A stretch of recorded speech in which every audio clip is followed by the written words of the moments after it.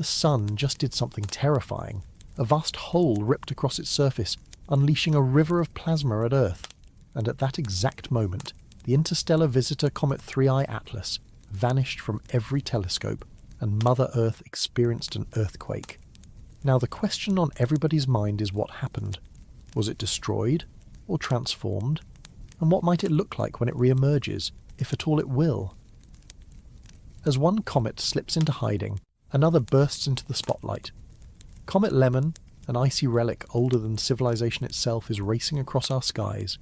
We tell you why the next 2 weeks are going to be crucial.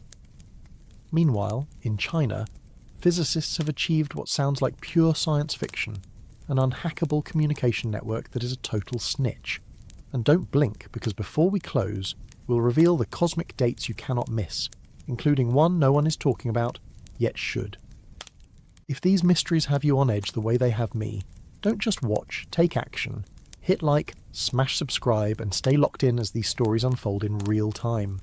Drop a comment with where you're watching from, what time it is there, and tell me straight, do you believe we're being told the whole truth about these world-shifting discoveries? And if you want to help this community grow, share this video on X, Facebook, Reddit, or even your group chats. Every share, every comment, every click is fuel for the hunt. You're the reason we can keep chasing these stories, so thank you for standing with us in the search. Part 1. The Disappearance. The Sun just did something terrifying. October the 2025 arrived with a cosmic alarm bell that most people never heard. Scientists monitoring our star watched in growing unease as a massive transequatorial coronal hole ripped open across the solar surface, a gash in the Sun's magnetic field that looked like a wound bleeding invisible energy into space. This wasn't your typical solar activity, the kind that produces pretty auroras and maybe disrupts a few satellite signals.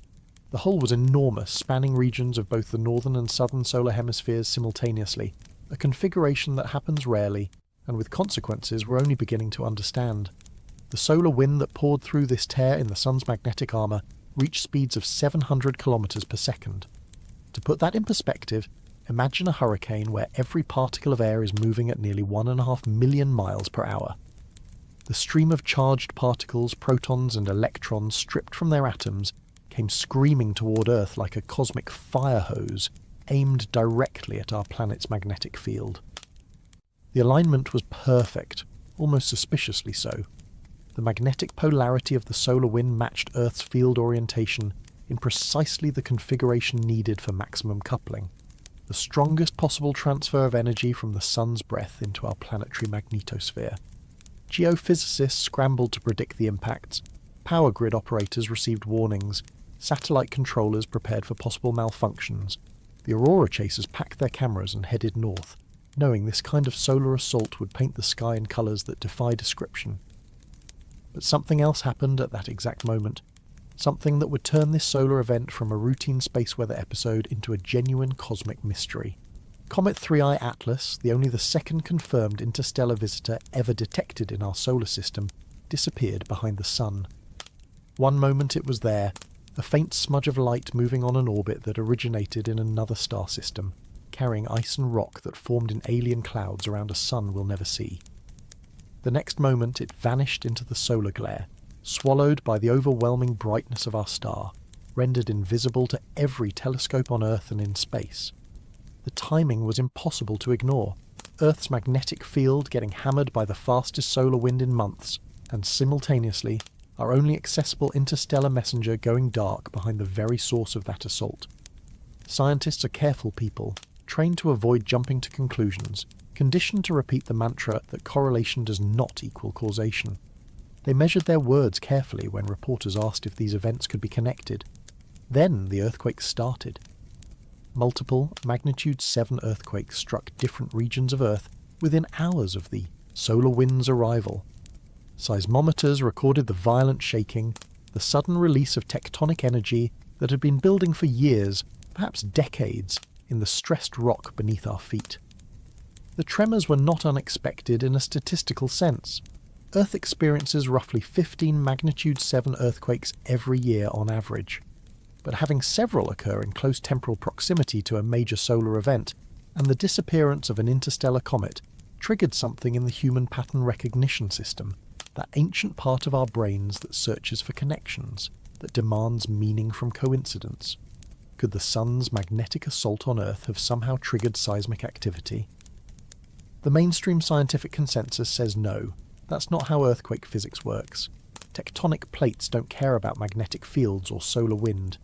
They grind and slip according to the laws of rock mechanics and accumulated strain energy. But there are other voices, researchers working at the fringes of geophysics, who point to statistical anomalies in earthquake timing during solar maxima, who suggest mechanisms involving ionospheric coupling or subtle changes in Earth's rotation rate. These ideas haven't gained traction in peer-reviewed literature, but they circulate in conference hallways and online forums, whispered possibilities that the mainstream hasn't yet disproven to everyone's satisfaction. The comet, though, that's where the real mystery lives. 3I-ATLAS earned its designation as the third confirmed interstellar object detected passing through our solar system. The first was 1I/Oumuamua in 2017. That bizarre elongated thing that tumbled through the inner solar system and exhibited acceleration that couldn't be fully explained by normal comet outgassing. The second was 2I/Borisov in 2019, which looked and behaved more like the comets we're familiar with, a reassuring ball of ice and dust that followed predictable physics. 3I-ATLAS was discovered in 2025, tracked as it fell toward the Sun on a hyperbolic orbit, moving too fast to be bound by our star's gravity, clearly a visitor just passing through on its way back to interstellar space. These objects are incredibly precious to science. They're the only samples we have of material from other stellar systems, at least until we develop the technology to send probes to nearby stars and return with physical specimens, something that won't happen in any of our lifetimes. Every photon of the light we collect from an interstellar comet carries information about chemistry, about the composition of protoplanetary disks around other suns, about whether the processes that formed our solar system are universal or unique. When 3I-ATLAS disappeared behind the Sun, we lost our ability to gather that data, at least temporarily. The question that haunts astronomers now is simpler and more disturbing than any of the speculation about solar, wind, or earthquakes. When 3I-ATLAS emerges from behind the Sun, if it emerges at all, will we recognise what comes out? Did the Sun just eat our interstellar visitor? Could the intense heat and radiation and magnetic turbulence near our star have reshaped it, broken it apart, vaporised it entirely? We're about to find out, and the answer might upend everything we think we know about these alien wanderers. Part 2. The Traveller We Lost. The story of 3I-ATLAS begins like most comet discoveries do, with patience, with automated telescopes scanning the sky night after night, looking for anything that moves against the background stars. The ATLAS survey, short for Asteroid Terrestrial Impact Last Alert System, consists of 4 robotic telescopes distributed around the globe, designed primarily to spot asteroids that might pose a collision threat to Earth. But the telescopes don't discriminate. They capture anything that moves, including comets, and in the early months of 2025 they captured something extraordinary. The object appeared first as a faint streak in images from the Hawaiian stations. Follow-up observations from other facilities confirmed it was moving, and moving fast. Trajectory calculations revealed the telltale signature of a hyperbolic orbit, an eccentricity greater than 1, meaning this thing wasn't bound to the Sun. It came from somewhere else, and after its close approach to our star it would leave, headed back into the cosmic ocean between stars. The orbital energy was wrong for a solar system native. This was interstellar. The astronomy community mobilized quickly. Telescope time, always scarce and competed for months in advance, was suddenly made available. Spectroscopy, the analysis of the light reflected or emitted by the comet, became the priority. What was this thing made of? Did it contain the same mix of water ice, carbon dioxide ice, and organic molecules that characterize comets born in our solar system? Or would its composition reveal alien chemistry, ratios of elements that pointed to formation conditions around a different type of star? Early data suggested something puzzling. The brightness of 3I-ATLAS didn't behave quite like astronomers expected. Comets typically brighten as they approach the Sun, following a predictable curve related to the increasing sublimation of ice as solar heating intensifies. Water ice starts subliming, turning directly from solid to gas, when sunlight warms the surface to around 200 degrees Kelvin. Other volatiles, like carbon monoxide and carbon dioxide, sublimate at even lower temperatures, creating activity at much greater distances from the Sun. The brightness curve of 3I-ATLAS showed flattening periods where the comet didn't brighten as much as models predicted, followed by sudden jumps in luminosity that suggested discrete outbursts of dust or gas. The coma, the fuzzy cloud of gas and dust surrounding the nucleus, appeared unusually faint in some observations. Dust production seemed lower than expected for a comet of its size. Some researchers speculated the nucleus might have an unusually high density, more rock than ice, which would explain the weak activity. Others suggested the opposite, that the nucleus was extremely porous, almost like a rubble pile held together by weak gravity, and that this structure was causing the ice to sublimate in unpredictable bursts rather than steadily. Then there were the non-gravitational forces. Comets don't follow pure Keplerian orbits determined solely by the Sun's gravity. When ice sublimates from the nucleus, it creates jets of gas that act like tiny rocket engines, pushing the comet slightly off its predicted path. These non-gravitational accelerations are small but measurable, and they introduce uncertainty into predictions of exactly where a comet will be at any given time. For 3I-ATLAS, these perturbations were particularly difficult to model. The orbit calculations kept getting refined, the error bars kept shifting, and astronomers grew increasingly uncertain about precisely when and where the comet would reappear from behind the Sun. Some observations hinted at possible fragmentation before the disappearance. Comet nuclei are fragile things, weakly bound collections of ice and rock that can split apart under thermal stress or tidal forces. When a comet fragments, it often creates a train of smaller pieces following similar orbits, sometimes visible as multiple condensations in the coma. Imaging of 3I-ATLAS showed possible asymmetries, elongations that might indicate the nucleus was beginning to come apart. If the comet was already fragmenting before it disappeared, the question becomes even more pressing. What will emerge from the solar glare might not be a single object but a stream of debris, or perhaps nothing at all if the fragments became too small to detect. The comparison to previous interstellar visitors was inevitable. 1I/Oumuamua, that first detected interstellar object, was never confirmed to be a comet. It showed no visible coma, no dust tail, nothing that would definitively identify it as an icy body. Yet it accelerated away from the Sun in a manner that couldn't be explained by gravitational forces alone. The most likely explanation remained comet outgassing, but of a volatile more exotic than water, possibly carbon monoxide or molecular nitrogen, substances that would sublimate without producing visible dust. The alternative explanations, from light sails to alien probes, captured public imagination, but found little support among scientists who deal in evidence rather than speculation. 2I/Borisov behaved more like a familiar comet, with a proper coma and tail and brightness variations that match standard comet models reasonably well. Its spectrum revealed water vapour and carbon monoxide, chemistry similar to what we see in solar system, comets. This was reassuring in a way. It suggested that planetary formation around other stars follows similar rules, produces similar objects. But Borisov also showed signs of fragmentation near perihelion, its closest approach to the Sun. Images captured what appeared to be a small chunk breaking away from the main nucleus, a reminder that these interstellar travellers don't always survive their passage through the inner solar system intact. Now 3I-ATLAS was following a similar path, diving toward the Sun, and we'd lost sight of it at the worst possible moment. The geometry of solar conjunction, when an object passes behind the Sun as seen from Earth, creates an observation gap that can last days or weeks depending on the object's trajectory and brightness. For a faint comet already showing signs of unusual behaviour, this gap becomes a black box, a period where anything could happen and we'd have no way to know. The comet could be disintegrating. It could be brightening dramatically. It could be intact and simply too close to the Sun's glare to see. We wouldn't know until it emerged, if it emerged. Models attempted to predict what would happen based on assumed nucleus sizes and compositions. If the nucleus was large and mostly rocky, thermal models suggested it would survive with minimal mass loss. If it was small and icy, the heat near perihelion could vaporize it completely, leaving nothing but a dispersing cloud of gas and dust. The uncertainty in nucleus size was enormous, ranging from a few hundred meters to several kilometers, a factor of 10 or more, and that uncertainty propagated through every prediction model, turning forecasts into guesswork. The phrase astronomers kept using was invisible interstellar traveller, somewhere behind the sun's glare, hidden from every telescope humanity has built.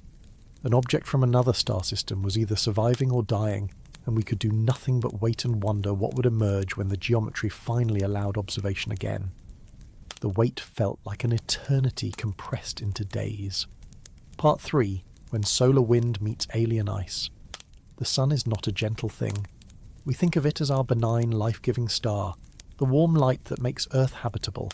But up close, the sun is violent, chaotic, a roiling ball of plasma where temperatures reach millions of degrees, and magnetic fields twist into configurations that store energy like loaded springs.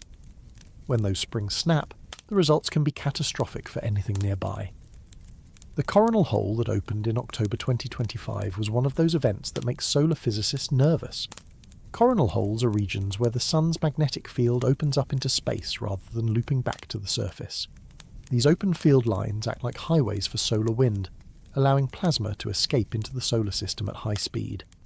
A typical solar wind speed is around 400 kilometers per second. The wind, pouring from this particular coronal hole, was moving at 700 kilometers per second, nearly twice as fast, carrying more momentum, more energy, more potential for disruption. When solar wind at those speeds encounters a comet, the interaction becomes complex and violent. Comets are not magnetically shielded like Earth. They don't have a magnetosphere to deflect the charged particles. Instead, the solar wind slams directly into the coma, the cloud of gas and dust surrounding the nucleus, and strange physics takes over. The gas in the coma becomes ionized by solar ultraviolet radiation, creating a population of electrically charged molecules. These ions respond to magnetic fields, and the solar wind carries frozen-in magnetic field lines that drape around the comet like a cape. The result is a magnetotail, a structure formed by the interaction between the solar wind's magnetic field and the ionized gas from the comet. This tail can extend millions of kilometers downstream, away from the sun, glowing faintly in the light of ionized carbon monoxide and other molecules. The tail is not a passive structure. Turbulence in the solar wind causes the tail to wave and flutter. Disconnection events can occur where the tail breaks off entirely and a new one begins to form. These interactions are visible from Earth with the right instruments, and they provide clues about both the solar wind conditions and the comet's gas production rate. But what happens when a comet encounters an exceptionally fast solar wind while already stressed by intense solar heating near perihelion? History provides some terrifying examples. Comet Eason, discovered in 2012 and predicted to become spectacularly bright, disintegrated during its close pass by the Sun in 2013. Images from solar observing spacecraft showed the comet entering the perihelion region as a bright object and emerging as nothing but a dispersing cloud of dust. The nucleus apparently broke apart completely, unable to withstand the thermal and tidal stresses. Comet Lovejoy, a sun grazer that passed within 140,000 kilometers of the solar surface in 2011, somehow survived despite predictions it would be destroyed. Images captured the comet's tail extending millions of kilometers after perihelion, fed by massive gas production from the superheated nucleus. The survival of Lovejoy was unexpected and still not fully explained. Some combination of nuclear size, composition, and structural strength allowed it to endure heating that should have vaporized it entirely. 3I-ATLAS was not passing as close to the Sun as those extreme sun grazers, but it was entering the region where solar influence becomes dominant, and it was doing so during a period of unusually intense solar wind. The question became whether the combination of factors, thermal stress plus radiative heating, plus solar wind pressure, plus possible prior fragmentation, would be enough to destroy it. Some researchers proposed more exotic interactions. The electric comet model, promoted by a small group of plasma physicists, suggests that comets develop electrical charges as they interact with the solar wind, and that electrical forces, not just thermal sublimation, drive comet activity. Mainstream astronomy has not embraced this model, finding that conventional physics explains observations adequately without invoking electrical effects.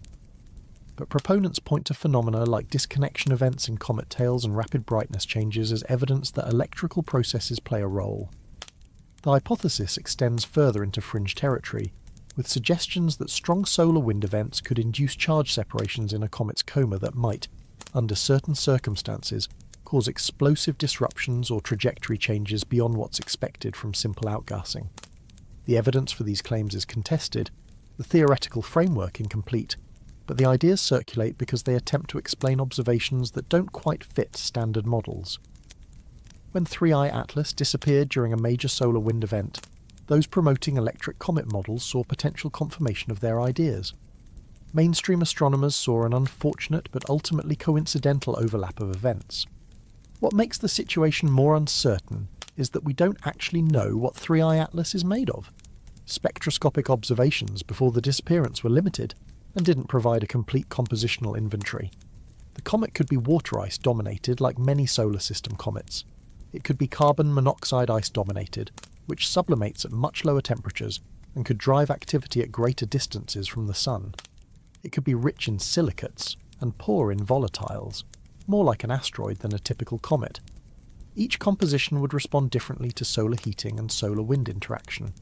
If the nucleus is extremely porous, almost like aerogel with density barely higher than the gas in the coma itself, thermal waves would penetrate deeply, heating subsurface ice and potentially causing the entire structure to disintegrate in a cascade of sublimation. If the nucleus has an insulating dust mantle covering most of its surface, gas production would be concentrated in a few active areas, creating jets that could spin up the nucleus or torque its rotation in unpredictable ways. If the nucleus is a contact binary, two lobes held together by weak gravity, tidal forces and thermal stress could pull it apart. The Sun, in this scenario, becomes a kind of cosmic gatekeeper, a destructive force that tests every object passing through the inner solar system. Interstellar comets, having formed in different environments with possibly different structural properties than solar system comets, might be particularly vulnerable, or they might be more robust, forged in conditions that made them tougher. We won't know until we see what emerges. The comparison to Comet Shoemaker-Levy 9 is instructive. That comet was torn apart by tidal forces during a close pass by Jupiter in 1992, breaking into more than 20 fragments that later crashed into the planet in a spectacular series of impacts.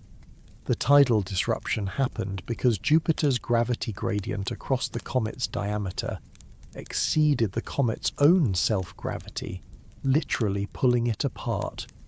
The Sun's tidal forces are much weaker at the distance where 3I-ATLAS passed, but a comet already weakened by thermal stress or prior fragmentation might succumb to forces that a healthy nucleus would easily resist. Did the Sun just reveal something terrifying about interstellar visitors?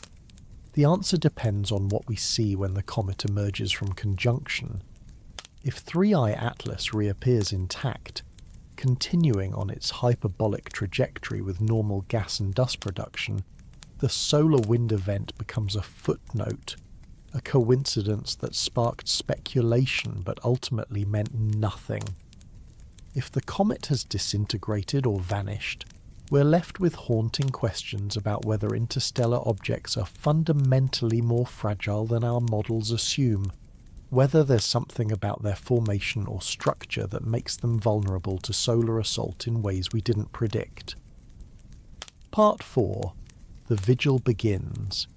Astronomers are marking calendars, checking ephemerides, preparing observation plans for the moment when 3I-ATLAS should become visible again. The timeline depends on several factors, including the comet's exact trajectory, which is uncertain due to non-gravitational forces, its brightness, which could have changed dramatically, and the observing geometry, which determines how far from the Sun the comet needs to be before telescopes can detect it against the sky background. Current predictions suggest the comet should emerge from solar conjunction in late October or early November 2025, reaching sufficient solar elongation, the angular separation from the Sun as seen from Earth, to be observable with specialized equipment. Initial recovery attempts will likely use space-based observatories that can block the Sun's light more effectively than ground-based telescopes.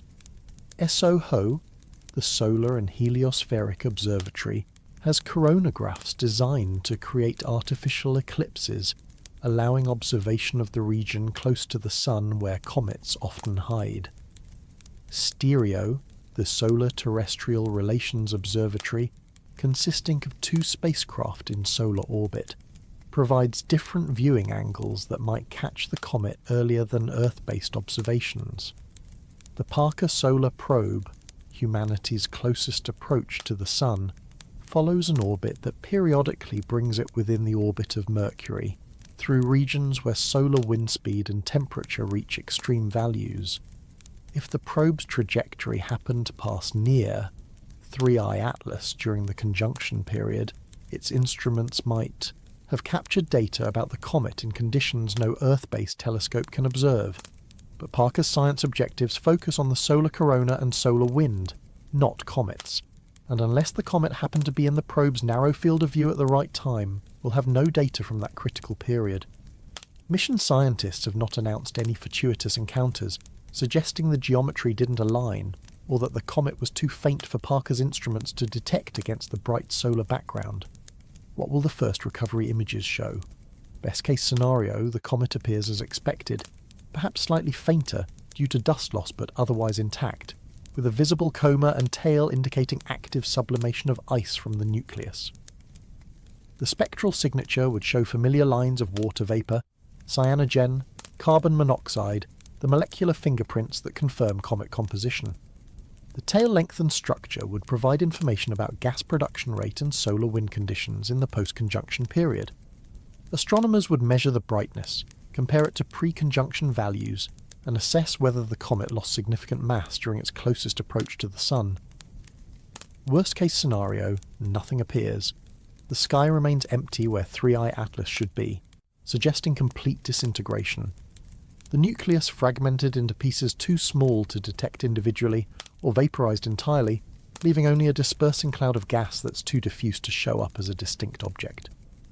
This outcome would be disappointing scientifically, but not unprecedented. Several comets have disappeared after close solar approaches, and their loss becomes a data point in our understanding of comet fragmentation physics. Between these extremes lie numerous possibilities.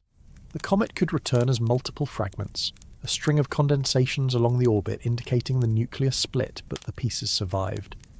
Fragment streams are difficult to observe because each individual piece is fainter than the original nucleus, but they provide valuable information about nuclear structure and the mechanics of breakup.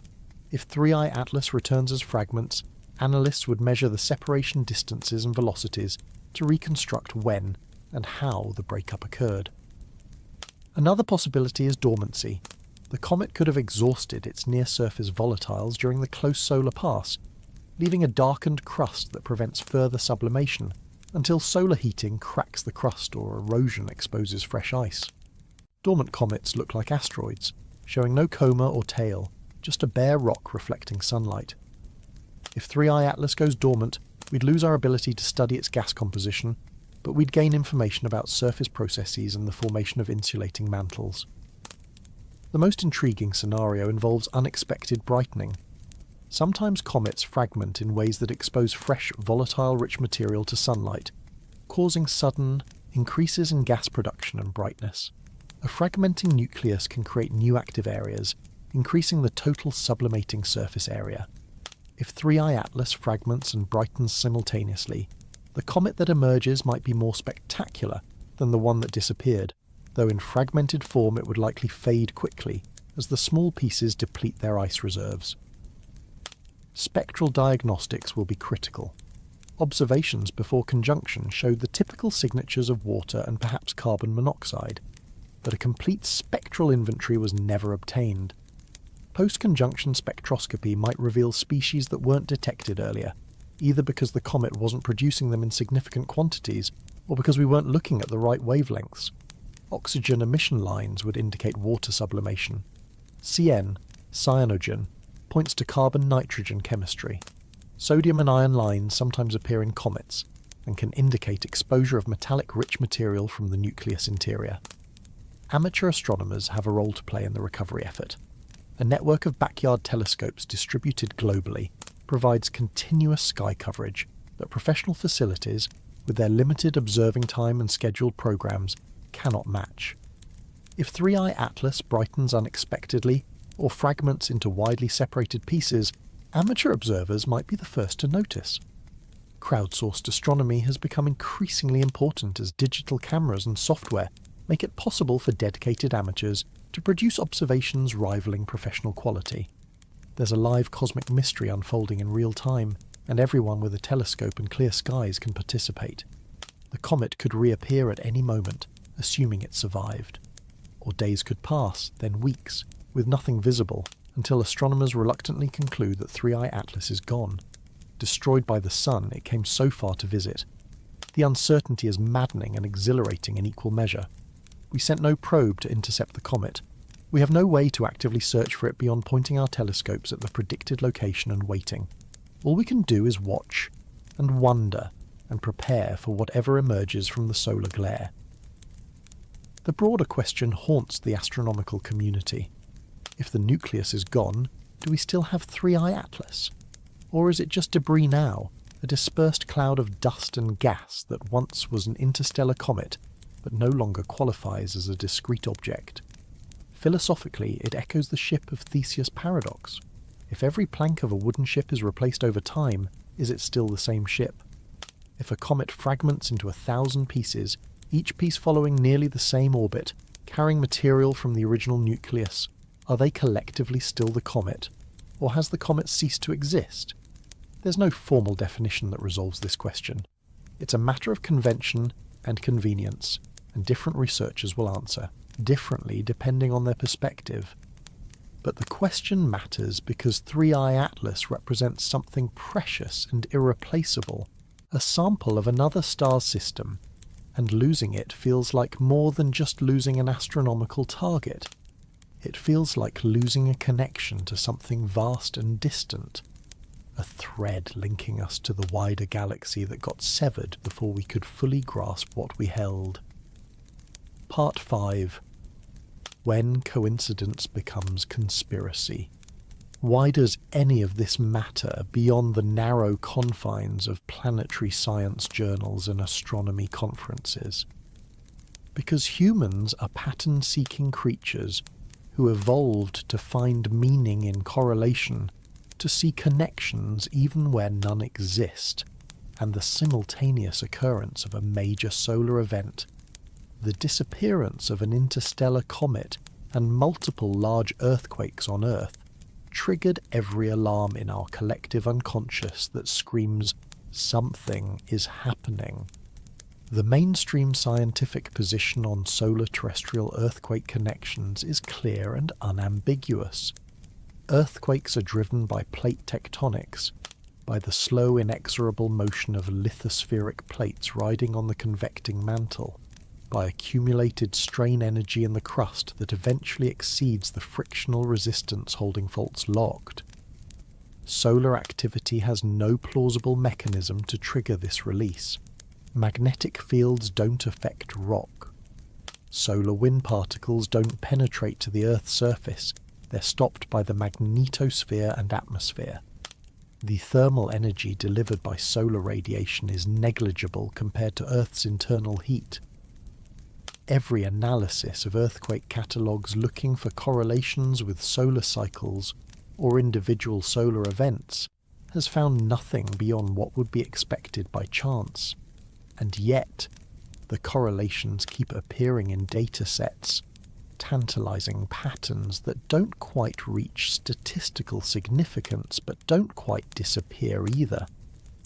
Some researchers, working at the margins of respectability, continue to explore possible mechanisms. Could ionospheric disturbances caused by solar activity affect the electrical properties of fault zones? Could subtle changes in Earth's rotation rate or magnetic field orientation, driven by solar wind momentum transfer, modulate tectonic stress at levels too small to measure directly, but sufficient to tip a fault that's already near failure? Could there be magneto-hydrodynamic coupling between the ionosphere and conducting layers in the crust that transmits energy in ways we don't yet understand? These ideas face enormous skepticism because extraordinary claims require extraordinary evidence, and the evidence remains circumstantial at best. But the human mind doesn't operate on statistical significance thresholds. It operates on narrative, on stories that connect disparate events into coherent wholes. When the sun attacks and earthquakes strike, and a comet vanishes all in the same news cycle, the narrative writes itself even if the physics doesn't support it. The interstellar nature of 3I-ATLAS adds another layer of mystery and speculation. These objects come from outside our solar system, from environments we can barely imagine, formed from materials whose composition and isotopic ratios might differ from solar system norms. They're literally alien, in the most precise sense of that word. And humanity has always projected its hopes and fears onto the alien and unknown. When Oumuamua exhibited acceleration that couldn't be immediately explained by standard comet outgassing, speculation erupted about artificial origin, about alien probes conducting reconnaissance, about technologies beyond our understanding. The simplest explanation remained natural processes, but the alien probe hypothesis captured public imagination because it satisfied narrative needs that dry scientific papers about carbon monoxide sublimation could never touch. 3I-ATLAS disappearing during a solar storm invites similar speculation. Did the comet carry something, encode something, that made it a target? Are we witnessing a cosmic quarantine protocol? The sun destroying potential threats from interstellar space before they can penetrate the inner solar system?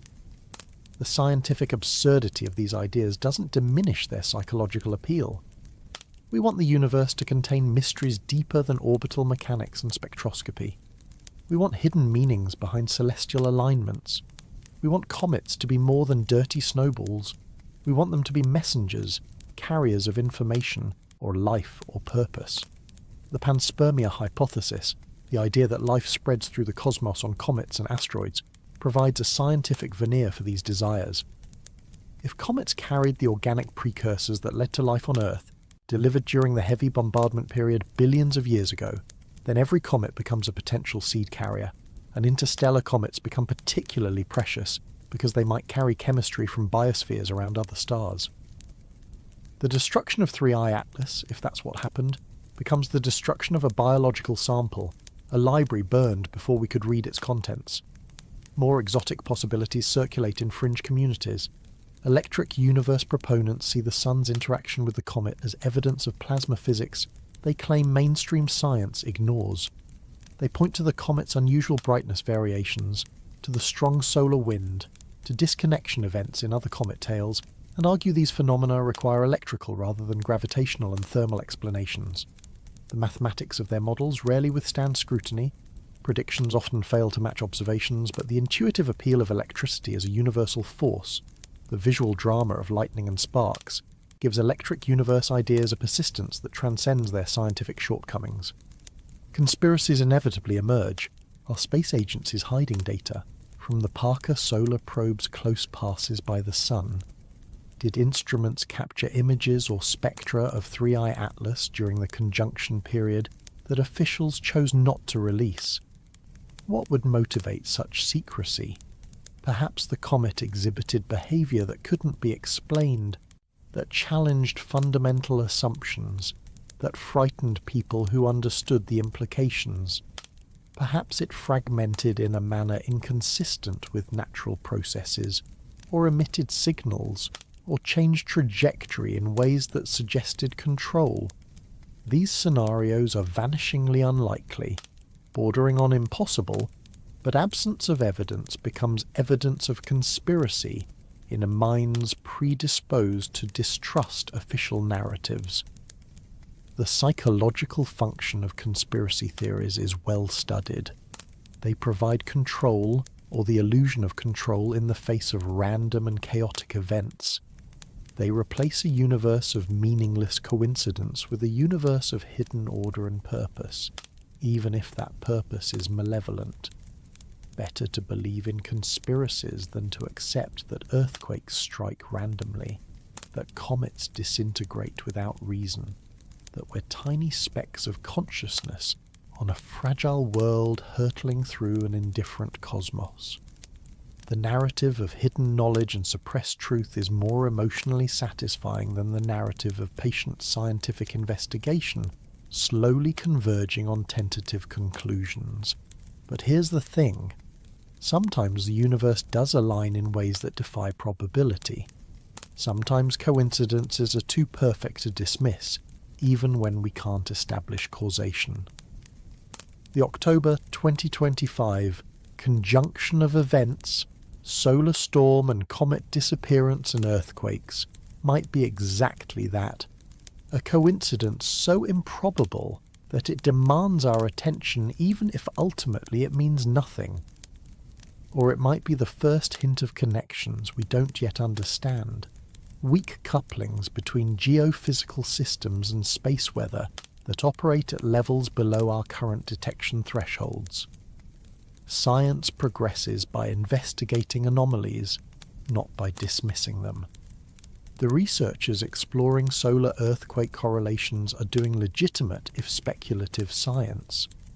They'll probably find nothing, but the search itself is worthwhile. When 3I-ATLAS emerges from behind the Sun, if it emerges, we may not recognize it. The comet that went in might not be the comet that comes out. And when astronomers publish their analyses of what they observe, when they present explanations grounded in physics and chemistry and orbital mechanics, some people will accept those explanations and move on. Others will continue searching for hidden meanings, for connections between the comet and the earthquakes, and the solar storm that transcend material causation. Both responses are human. Both reflect deep needs to make sense of our place in a cosmos that offers more questions than answers. The Sun did something terrifying, and a comet vanished, and the Earth shook, and whatever truth underlies, those events were left with wonder and unease in equal measure. Part 6. The Comet We Can See. While 3I-ATLAS plays hide-and-seek behind the Sun, another comet is putting on a show you can actually watch, assuming you know where to look and you're willing to wake up before dawn or stay up late after sunset. Comet C/2025A6, discovered by the Mount Lemmon Observatory in Arizona, and thus carrying the designation Lemmon, is approaching its own close encounter with the Sun, and reaching brightness levels that put it within range of binoculars or small telescopes, possibly even naked eye visibility for observers under dark skies away from light pollution. The next 2 weeks represent the optimal viewing window. Lemmon's perihelion, its closest approach to the Sun, is scheduled for mid-November 2025, but the geometry of its orbit brings it to maximum visibility from Earth, slightly before perihelion when it's still far enough from the Sun's glare to observe comfortably. The comet is currently visible in the pre-dawn eastern sky, rising a few hours before the Sun, glowing with the soft fuzzy light characteristic of an active comet with a well-developed coma and possibly a short tail. Current magnitude forecasts place Lemmon between magnitude 4 and magnitude 5, right at the threshold of naked eye visibility. The human eye can typically see objects down to magnitude 6 under good conditions, and magnitude 4 should be easily visible away from city lights, though pinpointing it without binoculars requires knowing exactly where to look. The comet is currently passing through the constellation Cancer, moving eastward against the background stars, and finder charts available online show its path relative to easily recognizable star patterns. Observing comets requires patience and dark skies. Unlike planets, which appear as distinct points or disks, comets are diffuse objects, their light spread across an extended area. This diffuse nature makes them more sensitive to light pollution and sky conditions than compact objects of similar integrated brightness. A magnitude 4 comet will vanish completely in bright suburban skies where magnitude 4 stars remain easily visible. Success requires travelling away from urban areas to locations where the Milky Way is visible overhead, where the sky darkness allows your eyes to detect extended low-surface brightness objects. Binoculars are the ideal instrument for comet observing. They provide enough magnification to concentrate the comet's light, while maintaining a wide field of view that makes finding and tracking the object easier. 7x50 binoculars, a common size owned by many amateur astronomers and nature observers, work particularly well. Mount them on a tripod if possible to eliminate handshake and allow longer viewing periods without fatigue. The comet will appear as a small fuzzy patch, distinctly non-stellar, possibly with a hint of green colour from emission by diatomic carbon molecules in the coma. Telescopes can reveal more detail, showing the coma structure, any jets or fans of material emanating from specific active regions on the nucleus, and the tail, if one has developed sufficiently. But higher magnification narrows the field of view, making the comet harder to locate initially, and harder to keep centered as Earth's rotation carries it across the sky. Many experienced comet observers prefer binoculars for aesthetic reasons. The wide field view shows the comet in context against star fields and the Milky Way, emphasizing its nature as a temporary visitor moving through more permanent celestial scenery. Early observations of Lemon revealed something that makes comet scientists nervous and excited in equal measure. The brightness wasn't following prediction models perfectly. Comets are notoriously difficult to predict because their brightness depends on factors we can't measure directly, like the nucleus size, composition, rotation state, surface properties, and dust-to-gas ratio. Models make assumptions about these parameters based on statistics from other comets, but individual comets often deviate from average behavior. Lemon showed periods where it brightened faster than expected, followed by plateaus where the brightness remained nearly constant despite decreasing distance to the Sun. These deviations could indicate several phenomena. Outburst activity, where a sudden exposure of fresh volatile material creates a temporary increase in gas and dust production, can cause rapid brightening. Rotation of the nucleus bringing different hemispheres into sunlight, if one hemisphere is more active than the other, creates periodic brightness variations. Or, more ominously, the deviations could signal the early stages of fragmentation, where the nucleus begins to break apart under thermal or tidal stress. Fragmentation is the hidden danger that haunts every comet prediction. A comet can be brightening normally, following its expected curve toward perihelion, looking healthy in every respect, and then suddenly it starts to come apart. The process can be rapid or gradual. Sometimes a large chunk splits off and forms a separate condensation visible near the main nucleus. Sometimes the entire nucleus disintegrates into a cloud of small fragments that individually are too faint to see, but collectively can create a dramatic increase in total brightness, as their combined surface area drives enhanced sublimation. The physics of fragmentation involves mechanical strength, thermal stress, and spin state. Comet nuclei are weak structures, more like compacted snow than solid rock, held together primarily by their own feeble gravity supplemented by tensile strength from ice sintering and possibly organic tars. When the Sun heats one side of the nucleus, thermal expansion creates stress. If the nucleus is spinning, centrifugal forces add mechanical stress, and jets create torques that can spin the nucleus up to faster rotation rates. At some point, the accumulated stress exceeds the material strength, and cracks propagate, and the nucleus splits. Lemon's sublimation science adds another layer of complexity. The comet appears to be driven by carbon monoxide or carbon dioxide sublimation, as much as or more than water sublimation. These molecules are more volatile than water, meaning they turn from solid to gas at lower temperatures and greater distances from the Sun. A carbon monoxide-driven comet can be active far beyond the snow line where water ice remains frozen, producing a coma and tail while still in the outer solar system. As the comet approaches perihelion and temperatures rise, water sublimation eventually takes over, often creating a transition in activity patterns and brightness behavior. The tail interactions with solar wind provide another observational opportunity. Lemon's ion tail, if it develops one, will point directly away from the Sun, blown by the solar wind like a windsock. The dust tail follows a curved path, particles pushed by solar radiation pressure, but retaining the orbital motion they had when released from the nucleus. These two tail types, ion and dust, often separate into distinct structures visible in photographs. The ion tail appears bluish from carbon monoxide ion emission, straight and sometimes featuring streamers and knots caused by magnetic field irregularities in the solar wind. The dust tail appears yellowish-white from reflected sunlight, broader and more diffuse, curving gently away from the nucleus. Comparing Lemon to 3I-ATLAS highlights fundamental differences between solar system native comets and interstellar visitors.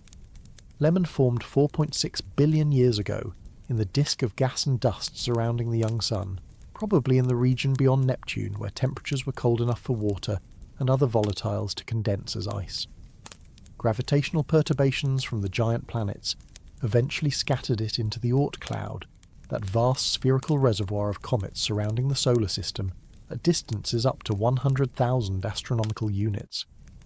Something, perhaps the gravitational influence of a passing star or a giant molecular cloud, perturbed Lemon's orbit, sending it falling back toward the Sun on the journey we're now observing. Its composition reflects primordial solar system chemistry, the isotope ratios and molecular abundances present in our local region of the galaxy 4.5 billion years ago. 3I-ATLAS formed somewhere else, around a different star, in conditions that might have been similar or radically different. The temperature and pressure in that protoplanetary disk, the abundance of heavy elements, the radiation environment, the timing of planet formation, all these factors influence comet composition and structure. By comparing interstellar comets to solar system comets, we're essentially comparing samples from different stellar nurseries, looking for commonalities that reveal universal processes and differences that highlight local variations. Lemon serves as a real-time reminder of how fragile comets are. Every comet is a gamble against disintegration. Most survive their perihelion passage, lose some mass to sublimation, retreat back to the outer solar system or beyond, and remain intact.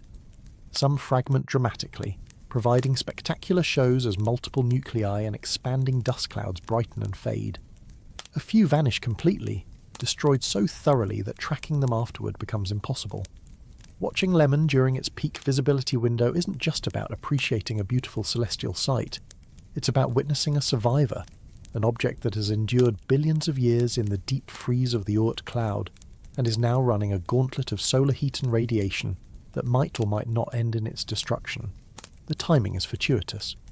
While 3I-ATLAS hides behind the Sun, Lemon provides a substitute target, a different comet we can actually observe and study. If you haven't seen a comet with your own eyes, if you've only encountered them as images on screens or diagrams in textbooks, now is your chance. Go outside before dawn, find a dark location, let your eyes adapt for 10 or 15 minutes, and scan the eastern sky in Cancer. That fuzzy patch of light, if you find it, contains ice that formed before Earth existed, organic molecules that predate life, silicate dust older than our planet. You're seeing a messenger from the beginning of the solar system, and in 2 weeks it will fade from view, its brief moment of visibility over, its destiny, whether survival or disintegration, still unwritten. Watch the skies now while Atlas hides. Part 7. The Swan and the Context. Comets tend to arrive in bunches, or at least that's how it seems to observers tracking these icy visitors. The reality is more prosaic. At any given time, numerous comets orbit the Sun at various distances, most too faint to observe without large telescopes, a few bright enough to attract amateur attention, and very rarely one spectacular enough to become visible to the naked eye and enter public consciousness. The clusters we perceive result from observational bias and the statistical nature of comet discoveries, but they still create periods where comet watchers have multiple targets to choose from. 2025 is shaping up as one of those periods. Alongside Lemon and the vanished 3I-ATLAS, another comet designated C/2025, R2 Swan, has entered the catalogue. Swan refers to the Solar Wind Anisotropies instrument aboard the SOHO spacecraft, which observes the sky in ultraviolet wavelengths sensitive to hydrogen emission. Comets produce enormous hydrogen clouds, neutral hydrogen atoms created when water molecules break apart under solar ultraviolet. Radiation. These clouds are invisible to optical telescopes but glow brightly in specific UV wavelengths, and SWAN can detect them at vast distances, sometimes spotting comets months before they become visible to ground-based observers. C/2025 R2 SWAN was discovered through its hydrogen corona, that immense invisible cloud surrounding the visible coma.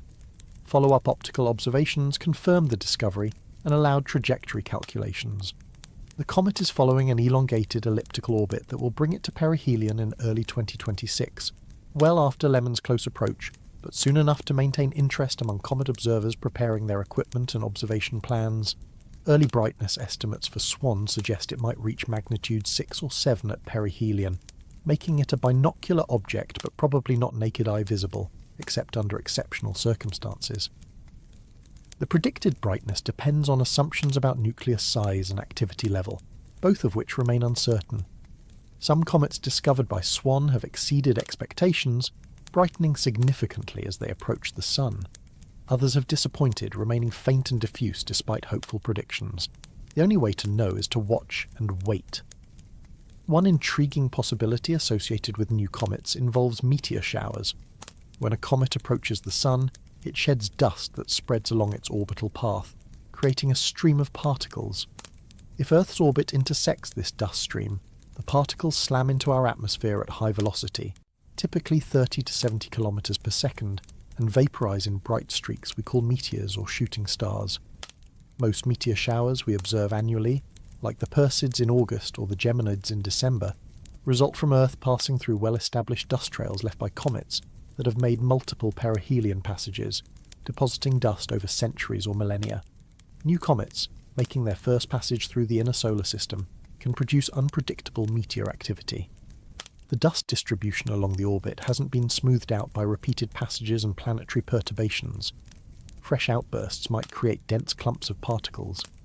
If Earth happens to pass through one of these clumps, meteor rates could spike dramatically, creating a meteor storm with hundreds or thousands of visible meteors per hour. These events are rare and difficult to predict because they depend on the exact spatial distribution of dust, which we can't measure directly. SWAN's orbit will be calculated precisely in the coming months, and astronomers will determine whether any potential Earth-dust stream intersections might occur. Even a low probability possibility of a meteor shower gets comet and meteor enthusiasts excited. Observing a meteor storm is a bucket list experience, a celestial fireworks display that happens perhaps once or twice per generation. The meteors radiate from a point in the sky called the radiant converging perspective lines created by parallel particle trajectories entering the atmosphere. During a storm, the entire sky appears to rain meteors, streaks of light appearing in all directions, overwhelming the senses in a way that photographs can never fully capture. But for every comet that brightens and performs as hoped, several others fizzle. The history of comet astronomy is littered with predictions that failed, with objects expected to become great comets that instead remained faint and unremarkable.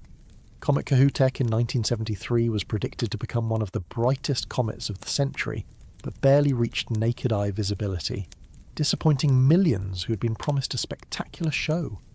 Comet Ison in 2013 was supposed to survive perihelion and brighten dramatically, but instead disintegrated. These failures teach humility and remind us how much we still don't understand about comet physics. The comparison between SWAN and LEMON's brightness curves will eventually provide useful scientific data. Two comets observed simultaneously under similar solar conditions allow direct comparison of activity levels and sublimation physics. Differences in brightness at comparable distances from the Sun indicate differences in nucleus size, composition, or surface properties. If one comet is water-dominated and the other carbon monoxide-dominated, their activity profiles will diverge in characteristic ways. If one fragments and the other doesn't, we gain clues about structural differences that determine fragmentation susceptibility. Using SWAN and LEMON as foils creates narrative tension. Many comets fail, so will 3I-ATLAS fail too? Is there something about the current solar environment that makes comet survival less likely? The October 2025 coronal hole event could have been a one-time fluke, or it could signal a period of enhanced solar activity that threatens any comet passing through the inner solar system. The Sun's 11-year activity cycle is approaching solar maximum, the period when sunspots and coronal mass ejections become frequent, when solar wind speeds and magnetic field strengths increase. Comets approaching perihelion during solar maximum face harsher conditions than those arriving during solar minimum. Comet fragmentation history provides sobering statistics. Comet Shoemaker, Levy 9's tidal disruption by Jupiter in 1992, followed by the spectacular impacts in 1994, demonstrated how thoroughly a comet can be destroyed by gravitational and tidal forces. Comet 73, P. Schwassmann-Bachmann. 3 fragmented during its 1995 apparition, splitting into multiple pieces that separated over subsequent years. By its 2011 return, the comet had broken into more than 60 identified fragments. A debris field spread along several thousand kilometres of orbit. Some fragments remained active, producing small comae. Others appeared dormant, their volatiles depleted or sealed beneath inactive crusts. These fragmentation events matter for predicting space hazards. A single large comet nucleus poses minimal risk to Earth because the probability of the few kilometre-wide nucleus hitting our planet is vanishingly small. But a fragmenting comet creates dozens or hundreds of pieces, each capable of atmospheric entry, and while the individual pieces are smaller and less destructive than the original nucleus, the probability that one of them intersects Earth's path increases. Most comet fragments burn up harmlessly in the atmosphere, or miss Earth entirely, but the risk calculation changes when you're dealing with distributed debris rather than a single object. Foreshadowing the 2060 comet event, predicted to be the brightest comet apparition of the century, puts current observations in perspective. Comets are the solar system's chaotic clock, appearing unpredictably, brightening erratically, fragmenting without warning. They mark time in human consciousness differently than the regular motions of planets and stars. A generation remembers Halley's Comet in 1986, a disappointing view for most but culturally significant. The generation before remembers Comet Hale-Bopp in 1997, visible to the naked eye for months, bright enough to see from city centres. The current generation may remember Lemon or Swan or 3I-ATLAS, assuming any of them survive and brighten sufficiently. Are we in a cluster period of unusual comet appearances? Statistical analysis of comet discovery rates over decades shows fluctuations that might represent real clustering, or might simply reflect improvements in detection technology. More telescopes scanning more sky at greater sensitivities naturally find more comets. The ATLAS survey that discovered 3I-ATLAS exists specifically to find near-Earth objects, and finds comets as a bonus. The Catalina Sky Survey, Mount Lemmon Observatory, Pan-STARRS in Hawaii, all these automated systems constantly watch for anything that moves, and comets move, so they get found. But there's a tantalizing hint in the data that the Oort cloud, that distant reservoir of comets, might experience perturbations that send showers of comets falling toward the inner solar system. Passing stars, gravitational interactions with giant molecular clouds in the galaxy, even the vertical oscillation of the solar system through the galactic plane as it orbits the Milky Way centre, all these could shake comets loose. If real, these comet showers would occur on timescales of millions of years, far too long for human observation to detect directly. But buried in the geological record, evidence of impact clustering might reveal these ancient storms of comets that battered the inner solar system during the dinosaurs' reign, or even earlier in Earth's history. Comets function as the solar system's chaotic clock precisely because they don't follow regular predictable paths like planets. Most planets orbit in nearly circular paths, their positions calculable centuries in advance with high precision.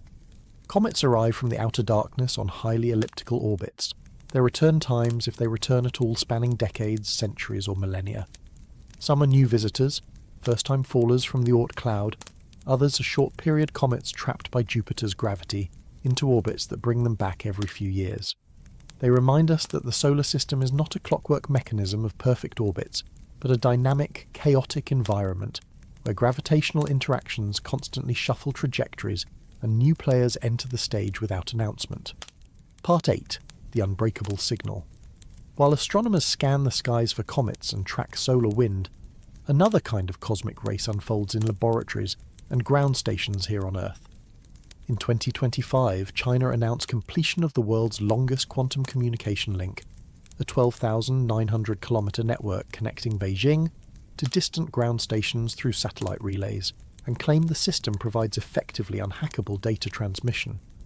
The announcement represents a milestone in the quantum information revolution, and if the system works as advertised, it changes the landscape of global communications and cybersecurity in ways that extend far beyond immediate military or commercial applications. Quantum key distribution, the underlying technology, exploits fundamental properties of quantum mechanics to detect eavesdropping. The basic principle is elegant and strange in equal measure. Information gets encoded in the quantum states of photons, single particles of light transmitted through optical fibers or through space between satellites and ground stations. The quantum no-cloning theorem guarantees that these states cannot be copied perfectly. Any attempt to measure or intercept the photons necessarily disturbs them in detectable ways. This means two parties sharing a quantum communication channel can generate encryption keys and know with certainty whether anyone tried to intercept those keys during transmission. The process begins with entangled photons, pairs of particles created simultaneously, and sharing a quantum connection such that measuring properties of one photon instantly affects the other, regardless of the distance separating them. This phenomenon, which Einstein famously called spooky action at a distance, has been verified in countless experiments and forms the basis for several proposed quantum technologies, including quantum computing and quantum teleportation. For quantum key distribution, entangled photons allow two parties to establish shared random numbers that can be used as encryption keys. Hardware implementation requires extraordinary precision. Photons must be generated, entangled, transmitted, and detected with minimal loss and maximal fidelity. Optical systems must align satellite transceivers with ground stations across hundreds or thousands of kilometers, while compensating for atmospheric turbulence, satellite motion, and Earth's rotation. Single photon detectors must register individual particles arriving at rates of thousands or millions per second, distinguishing real signals from background noise and detector dark counts. Error correction protocols must account for inevitable imperfections while still guaranteeing security. China's system uses the Messier satellite, launched in 2016 and named after an ancient Chinese philosopher. The satellite orbits at roughly 500 kilometers altitude, passing over ground stations in a sun-synchronous orbit that provides regular communication windows. During each pass, lasting several minutes, the satellite distributes entangled photons to pairs of ground stations, allowing them to establish shared encryption keys. These keys then secure conventional data transmission using standard encryption algorithms, with the quantum channel guaranteeing that the keys themselves weren't compromised. The recent expansion to 12,900 kilometers represents a significant engineering achievement. Earlier demonstrations covered shorter distances or relied on trusted relay stations that theoretically could be compromised. The new system chains quantum links across multiple satellite passes and ground stations, creating end-to-end security across continental scales. According to Chinese researchers, the network already serves government and financial institutions, protecting communications against both current and future decryption threats. That last point matters crucially. Current encryption systems, the ones protecting everything from bank transactions to classified government communications, rely on mathematical problems that are computationally difficult to solve with classical computers. Factoring large numbers, computing discrete logarithms, these tasks require so much computational time that breaking encryption becomes impractical even with the fastest supercomputers available. But quantum computers, if built at sufficient scale, could solve these problems efficiently, rendering current encryption obsolete. Data encrypted today and captured by adversaries could be decrypted years or decades in the future, once quantum computers mature. Quantum key distribution offers protection against this harvest now. Decrypt later threat because the security doesn't rely on computational difficulty, but on fundamental physics. Western nations, particularly the United States and European countries, view China's progress in quantum communications with concern. The MIT Technology Review Quantum Index in 2025 ranks China ahead in several quantum technology metrics, including quantum communications and quantum sensing. American research programs are working to catch up with the Department of Energy funding quantum network testbeds and DARPA exploring space-based quantum communication architectures. But China's early lead and substantial government investment have created a quantum gap that worries defense planners and technology strategists. The policy implications extend beyond simple technological competition. If quantum communication networks become the backbone of future secure communications, nations without access to the technology face potential information disadvantage. International agreements governing quantum technology development remain nascent. Questions about export controls, technology transfer, and standardization remain unresolved. Some researchers advocate for open collaboration and shared development of quantum networks as global infrastructure, similar to how the Internet developed as an international resource. Others push for competitive advantage and restricted access, viewing quantum superiority as a strategic asset too valuable to share. Could space-based quantum networks become the backbone of the future Internet? The vision involves constellations of quantum satellites providing global coverage, ground stations in every major city, and quantum repeaters extending range beyond direct line-of-sight limits. Data would travel encrypted by quantum keys that refresh continuously, immune to interception, resistant even to future technologies we haven't yet imagined. The system would integrate with existing fiber optic networks, providing a hybrid classical quantum infrastructure where quantum channels distribute keys and classical channels carry bulk data. Conspiracies naturally emerge around technologies this advanced and this secret. Quantum key distribution systems require extensive testing and calibration. Processes that generate data about photon transmission statistics, detector efficiency, and error rates. Most of this data remains classified or proprietary. Chinese publications describe the system's capabilities in general terms, but omit engineering details that would allow independent verification or replication. Western intelligence agencies undoubtedly monitor the program closely, using signals intelligence and other means to assess its actual capabilities versus public claims. This opacity feeds speculation about whether the system works as advertised, or whether vulnerabilities exist that aren't being disclosed. Some worry about state surveillance potentials. The government controlling a nationwide quantum communication network has unprecedented ability to monitor who communicates with whom, even if the content remains encrypted. Metadata, the information about communication patterns rather than communication content, often reveals as much as the messages themselves. Traffic analysis can identify social networks, track movements, predict behavior.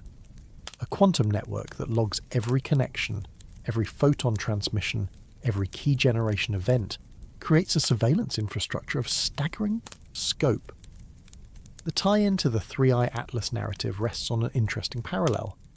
Just as comets carry messages from other star systems, encoded not in language but in chemistry and isotope ratios, humans now build systems to carry unbreakable encoded messages across our own planet. Both represent information that survives hostile environments, comet chemistry surviving interstellar space and solar heat, quantum keys surviving active adversaries trying to intercept them. Both push the boundaries of what's possible. Comets as natural information carriers shaped by billions of years of physics, quantum networks as artificial information carriers shaped by decades of engineering. Unknowns remain numerous. Current quantum key distribution rates, typically measured in kilobits per second, lag far behind classical communication speeds, measured in gigabits or terabits per second. Scaling quantum networks to handle internet-level traffic requires either dramatic improvements in photon transmission and detection efficiency, or fundamentally new approaches to quantum networking. Decoherence, the loss of quantum properties due to environmental interactions, places fundamental limits on how long quantum states can be maintained and how far they can be transmitted. Satellites help extend range by operating in the vacuum of space above most of the atmosphere. But atmospheric turbulence at ground stations still degrades performance. Endpoint security presents another challenge. Quantum key distribution guarantees secure key transmission, but the keys must ultimately be used by classical computers to encrypt and decrypt data. If those computers are compromised through malware, physical access, or side-channel attacks that monitor electromagnetic emissions or power consumption, the unbreakable quantum keys become irrelevant. Security is only as strong as the weakest link, and in any real system, weak links proliferate. The quantum space race narrative captures something true about human nature and technological development. We compete even in understanding and harnessing the fundamental laws of physics. Quantum mechanics, arguably the most successful physical theory ever developed in terms of predictive accuracy and technological impact, becomes a weapon in geopolitical competition. The same quantum principles that explain atomic structure and chemical bonds now secure communications and promise revolutionary computing power. Nations invest billions in quantum research, not out of pure scientific curiosity, but because quantum technology might determine military balance and economic leadership in the coming decades. Whether this competition drives innovation faster than collaboration would, whether the benefits of quantum networks will be shared globally or concentrated in a few technologically advanced nations, these questions remain unanswered as the race accelerates. Part 9. The circular economy inside you. Science occasionally produces discoveries so unexpected, so contrary to intuition, that they force us to reconsider fundamental assumptions about what's possible. The announcement that synthetic biologists have engineered yeast to convert human urine into bone mineral hydroxyapatite represents one of those discoveries. The potential applications range from medical to ecological, and the deeper implications touch on questions of waste, value, and the surprising ways that biological systems can be reprogrammed to transform one substance into another. Urea, the primary nitrogen-containing component of urine, serves as waste product in mammalian metabolism. When proteins break down in the body, amino acids get metabolized, and the nitrogen they contain must be excreted. Aquatic animals excrete ammonia directly, a simple and energetically cheap solution when you live in water that dilutes and carries away the toxic compound. Land animals face a challenge. Ammonia is too toxic to accumulate, but water conservation matters, so terrestrial animals evolved more complex solutions. Birds and reptiles produce uric acid, a relatively insoluble compound that precipitates out and can be excreted as a paste, minimizing water loss. Mammals produce urea, soluble enough to transport in water but less toxic than ammonia, excreted in liquid urine that represents a compromise between water conservation and waste removal. Humans produce roughly 1 to 2 litres of urine daily, depending on fluid intake and metabolic rate, containing about 20 to 30 grams of urea. That's roughly 10 kilograms of urea per person per year, multiplied by 8 billion people globally, giving roughly 80 million metric tons of urea excreted annually. Currently, this urea ends up in sewage systems, where it's broken down by bacteria or released into the environment. The new synthetic biology approach asks whether this waste stream might be converted into something valuable. Hydroxyapatite is the mineral component of bone and teeth, a calcium phosphate compound with the formula Ca10PO4OH2. It provides the hardness and structural integrity that allows bones to support body weight and protect organs. Natural bone is a composite material, hydroxyapatite crystals embedded in a collagen protein matrix, combining the hardness of mineral with the flexibility and toughness of organic fibers. Medical applications require pure hydroxyapatite for bone grafts, dental implants, and reconstructive surgery. Currently, hydroxyapatite gets synthesized through chemical processes or harvested from animal bones, both approaches having limitations in purity, crystal structure, and production cost. The engineered yeast approach works through metabolic pathway engineering. Researchers identified the series of enzymatic reactions needed to convert urea into the chemical precursors of hydroxyapatite, then inserted genes encoding those enzymes into yeast cells. The yeast, normal Saccharomyces cerevisiae, commonly used in brewing and baking, now contain synthetic metabolic pathways that don't exist in nature. When fed urine as a nitrogen source and provided with calcium and phosphate ions, the yeast cells produce hydroxyapatite crystals that precipitate out and can be harvested. The mechanism involves multiple steps. Urease enzyme breaks urea into ammonia and carbon dioxide. The ammonia gets incorporated into amino acid synthesis pathways, while the carbon dioxide and additional calcium and phosphate ions undergo mineralization reactions that form hydroxyapatite. The precise crystallography of the product, the size and shape and purity of the hydroxyapatite crystals, depends on reaction conditions including pH, temperature, ion concentrations, and the genetic programming of the yeast pathways. Early results show promise, producing hydroxyapatite with properties similar to bone mineral, but significant optimization remains before the process becomes practical for medical applications. Current efficiency and yield rates limit immediate applications. The yeast produces hydroxyapatite at concentrations too low for commercial viability, requiring large bioreactor volumes to generate meaningful quantities. Purification challenges arise because the hydroxyapatite must be separated from yeast cells, growth medium components, and metabolic byproducts. Purity matters critically for medical use. Foreign proteins or bacterial endotoxins in implanted hydroxyapatite could trigger immune responses or infections. Achieving medical-grade purity from a biological production system requires rigorous quality control and purification protocols. Nevertheless, the potential is transformative. Bone fractures affect millions of people annually, and while most heal naturally, complex fractures or bone loss due to disease or trauma often require grafts or synthetic materials to support healing. Current bone graft materials include autografts harvested from the patient's own body, allografts from cadavers, and synthetic ceramics. Each option has drawbacks. Autografts require additional surgery to harvest the graft tissue. Allografts carry small risks of disease transmission and immune rejection. Synthetic ceramics sometimes fail to integrate well with natural bone. Hydroxyapatite produced biologically from waste materials could provide an abundant, cost-effective alternative if production and purification challenges get solved. Dental implants represent another major market. Hydroxyapatite coatings on titanium implants improve osseointegration, the bonding between implant and jawbone. Current coatings use hydroxyapatite produced through high-temperature chemical sintering, an energy-intensive process. Biological production at room temperature in aqueous solution would reduce energy costs and carbon footprint, while potentially creating more bone-like crystal structures that integrate better with living tissue. Ecological benefits extend beyond the direct use of the material. Urea in wastewater contributes to eutrophication when released into rivers and coastal waters. Excess nitrogen stimulates algal growth, leading to blooms that deplete oxygen and create dead zones. Capturing urea and converting it to solid mineral removes nitrogen from the waste stream, reducing environmental impact. The process represents waste valorization, the principle of treating waste as a resource rather than a disposal problem. Controversies naturally emerge around using human waste in medical materials.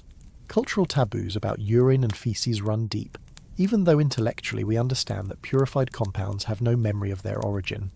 The calcium atoms in hydroxyapatite produced from urine are identical to calcium atoms from any other source. The material, once purified, carries no trace of waste beyond the historical fact of its production pathway. Yet psychological resistance remains. Would patients accept bone grafts or dental implants produced from urine? Would regulatory agencies approve such materials for human use? These questions touch on cultural values and risk perception more than technical feasibility. Astronaut applications provide perhaps the most compelling use case. Mars colonists or long-duration space missions face resource constraints that make every recycling opportunity valuable. Crew members will produce urine daily regardless, and that urine contains nitrogen and other elements that must be processed and either recycled or disposed of. Converting urine into usable hydroxyapatite for medical purposes or structural materials kills two birds with one stone, managing waste and producing useful products. The closed-loop life support systems needed for space exploration push designers toward maximal recycling and minimal waste. Your waste could literally save your life if a bone fracture on Mars requires a graft, and the only available hydroxyapatite was produced from crew urine. Big pharma resistance to circular biotech adoption represents a predicted, rather than demonstrated, conspiracy.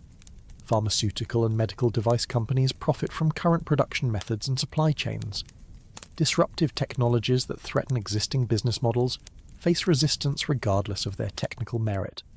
Whether this resistance materializes for urine-derived hydroxyapatite depends on factors including production costs, scalability, regulatory pathways, and intellectual property landscapes. If the technology can be patented and controlled by established players, adoption becomes more likely. If it threatens to commoditize a high-margin product, resistance becomes more likely. The deeper takeaway transcends any specific application. Nature wastes nothing. Nutrients cycle through ecosystems, one organism's waste becomes another's food, energy flows and elements circulate. Humans evolved in cultures where waste disposal was simpler, because population densities were low and natural processes degraded and recycled most waste products. Industrialization and urbanization broke these cycles, creating waste streams that overwhelm natural recycling capacity. Synthetic biology offers tools to rebuild those cycles artificially, engineering organisms to fill ecological niches that don't exist naturally but that serve human needs. Converting urine to bone mineral is just one example. The same principles apply to converting carbon dioxide to fuel, plastic waste to biodegradable polymers, agricultural runoff to valuable chemicals. We're learning to close loops that our technological development opened, catching up to the circular economy that nature perfected over billions of years. Part 10. The yawn that crosses species. Animal behaviour provides endless fascination because it reflects cognitive and emotional states we recognise from our own experience, yet manifests in creatures whose minds remain alien to us. Contagious yawning, the phenomenon where witnessing someone yawn triggers the irresistible urge to yawn yourself, seemed until recently to be limited to humans and a few other highly social mammals like chimpanzees and dogs. The publication of a study demonstrating contagious yawning in zebrafish challenges that assumption and raises puzzling questions about the evolutionary origins and neural mechanisms underlying this behaviour. Zebrafish, small freshwater fish native to South Asian rivers and popular in both scientific research and home aquariums, have become model organisms for studying vertebrate development and behaviour. Their embryos are transparent, allowing researchers to watch organs form in real time under microscopes. Their genetics are well characterised, with tools available for manipulating genes and observing the results. They're small, cheap to maintain, and produce hundreds of offspring, making them ideal for large-scale experiments. But nobody expected them to yawn contagiously. The experimental setup involved placing zebrafish in adjacent tanks, where they could see each other through transparent walls. Researchers induced yawning in one fish through oxygen deprivation, a known trigger for yawning in many species. Cameras recorded the behaviour of both the yawning fish and the observers. Analysis revealed that observer fish yawned significantly more frequently after witnessing a neighbouring fish yawn, with timing correlations suggesting genuine contagion, rather than coincidental yawning triggered by shared environmental conditions. Why is this shocking? Contagious yawning was thought to require mirror neurons or similar neural circuits that allow an animal to mentally simulate the actions and states of others. These circuits, concentrated in primate brains and suspected in certain social mammals, provide the neural basis for empathy, imitation learning, and theory of mind. Fish brains lack the cortical structures where mammalian mirror neurons reside. Their neural organisation is fundamentally different, simpler in some respects, though certainly not simple overall. The presence of contagious yawning in zebrafish suggests either that the behaviour doesn't require the sophisticated neural machinery we assumed, or that convergent evolution produced similar circuits in fish through entirely different anatomical pathways. Neural circuits underlying yawning in any species remain incompletely understood. The act itself involves coordinated contraction of muscles in the jaw, face, throat and respiratory system, producing the characteristic gaping mouth and deep inhalation followed by slower exhalation. The behaviour appears involuntary once triggered, resistant to conscious suppression despite social contexts where yawning might be inappropriate. Multiple triggers exist, including fatigue, boredom, low oxygen, and the sight of others yawning. The diverse triggers suggest multiple neural pathways converging on a common motor output.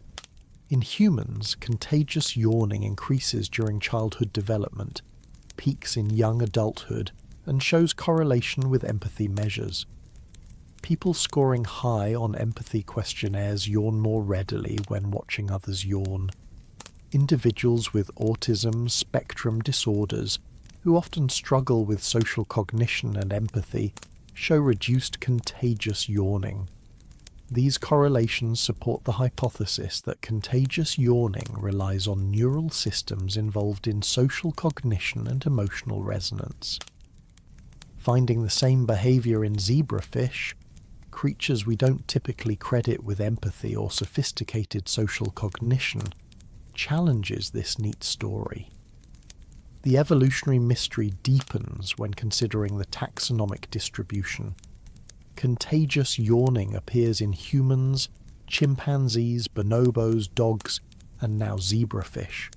It's absent or hasn't been demonstrated in many species tested, including cats, horses, and most birds. The scattered distribution across the animal kingdom suggests either multiple independent origins of the behaviour or an ancient origin with subsequent loss in many lineages. Neither explanation is entirely satisfying. Convergent evolution of something as specific as contagious yawning in mammals and fish seems unlikely unless the behaviour serves an important function we're missing. Ancient origin requires explaining why so many species lost it. Hypotheses about function vary widely.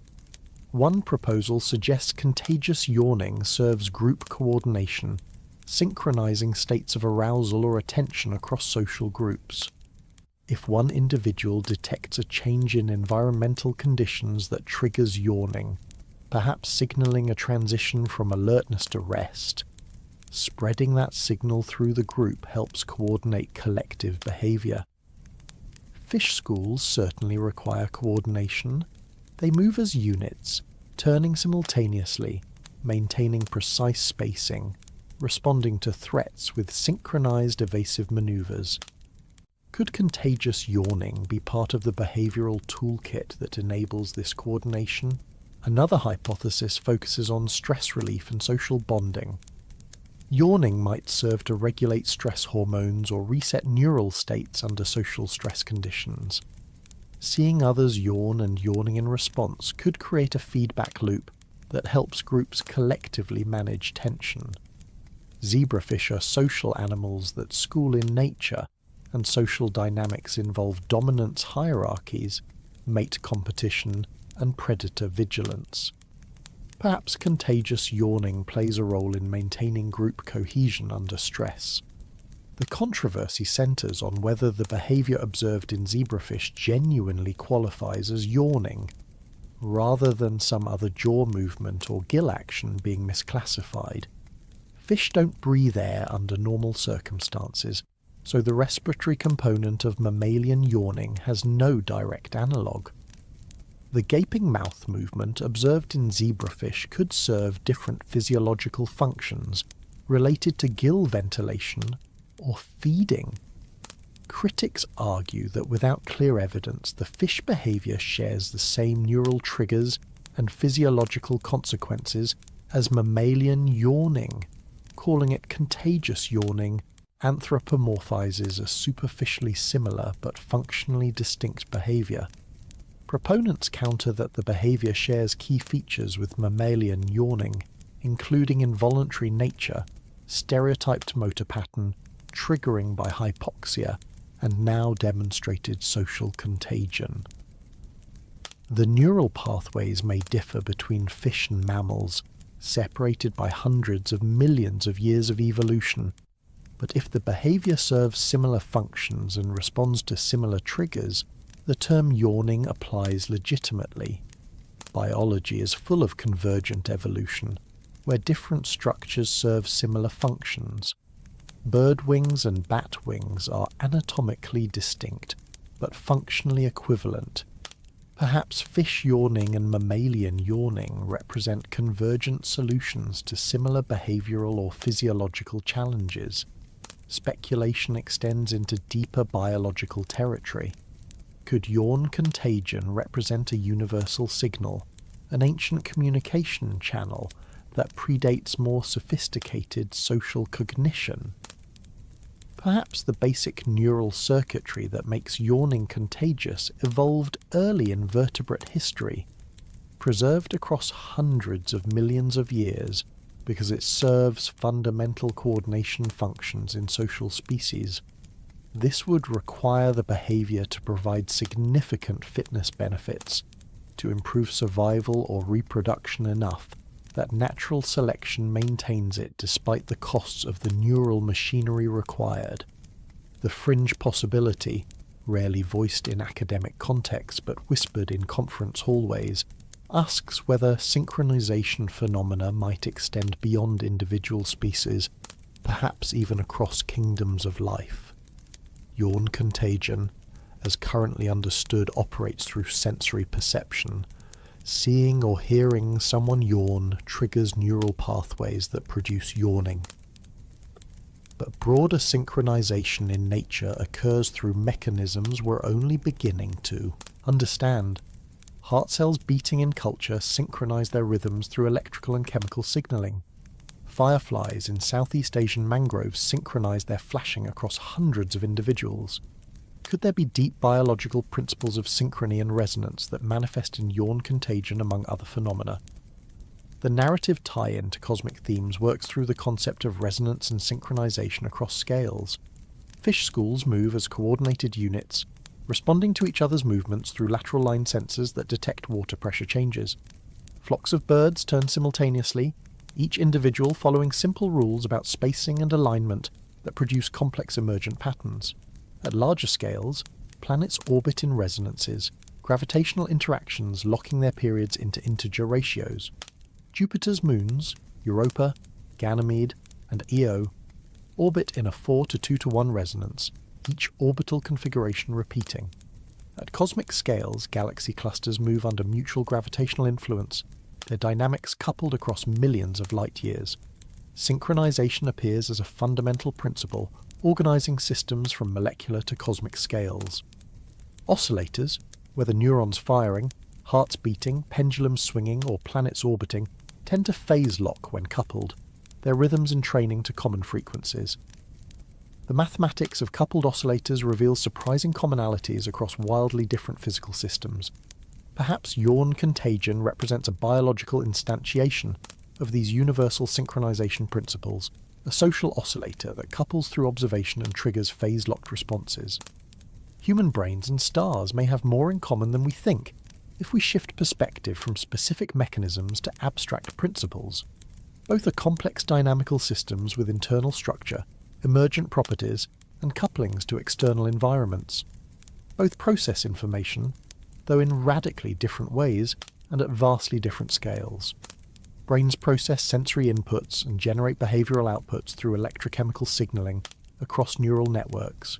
Stars process gravitational inputs and generate radiation outputs through nuclear fusion regulated by hydrostatic and thermal equilibrium. The analogy breaks down quickly if pushed too hard, but it gestures toward deep questions about complexity, information, and organization in the universe. The zebrafish study at its core reminds us how little we truly understand about animal minds and behaviors. Every assumption, every supposedly established fact about what animals can and cannot do, remains provisional, subject to revision when new evidence appears. We thought contagious yawning required empathy and mirror neurons. Fish apparently didn't receive that message. What other behaviors we consider uniquely human or uniquely mammalian might have deeper roots or broader distribution than we realize? Tool use appears in birds and octopuses. Culture, defined as learned behaviors transmitted socially across generations, exists in whales and crows. Metacognition, thinking about thinking, shows hints in rats and dolphins.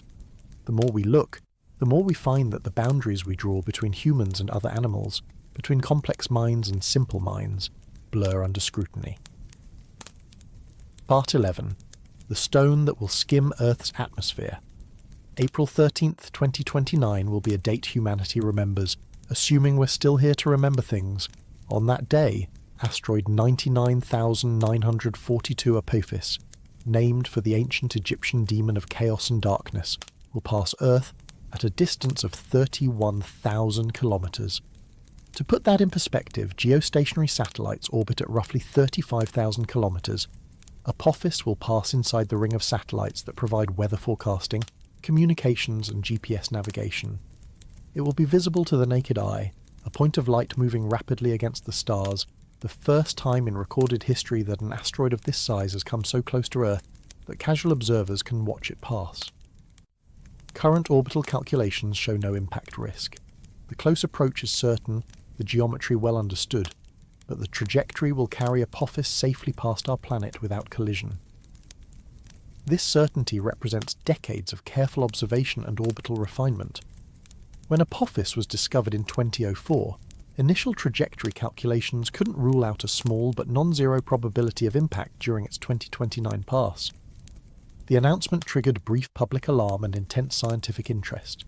Subsequent observations as the asteroid appeared in different parts of its orbit refined the calculations, shrinking the uncertainty ellipse, the region where the asteroid might be at any given time, until the 2029 impact possibility was ruled out completely.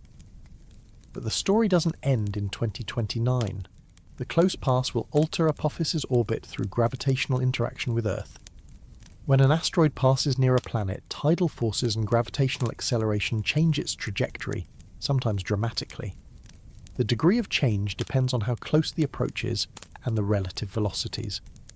Apophis will experience significant orbital deflection, changing its period around the Sun and shifting its future Earth-crossing potential. Predictions for subsequent close approaches in 2036 and 2068 involve larger uncertainties, because those future positions depend on the exact details of the 2029 encounter, details we can't measure precisely until the encounter happens. The distance, closer than geostationary orbit, makes this an unprecedented scientific opportunity.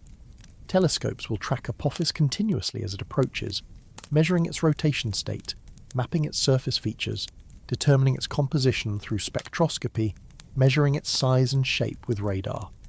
The asteroid is roughly 370 meters in diameter, large enough to cause regional devastation if it ever did impact, but small enough that detecting surface details from Earth-based observations remains challenging.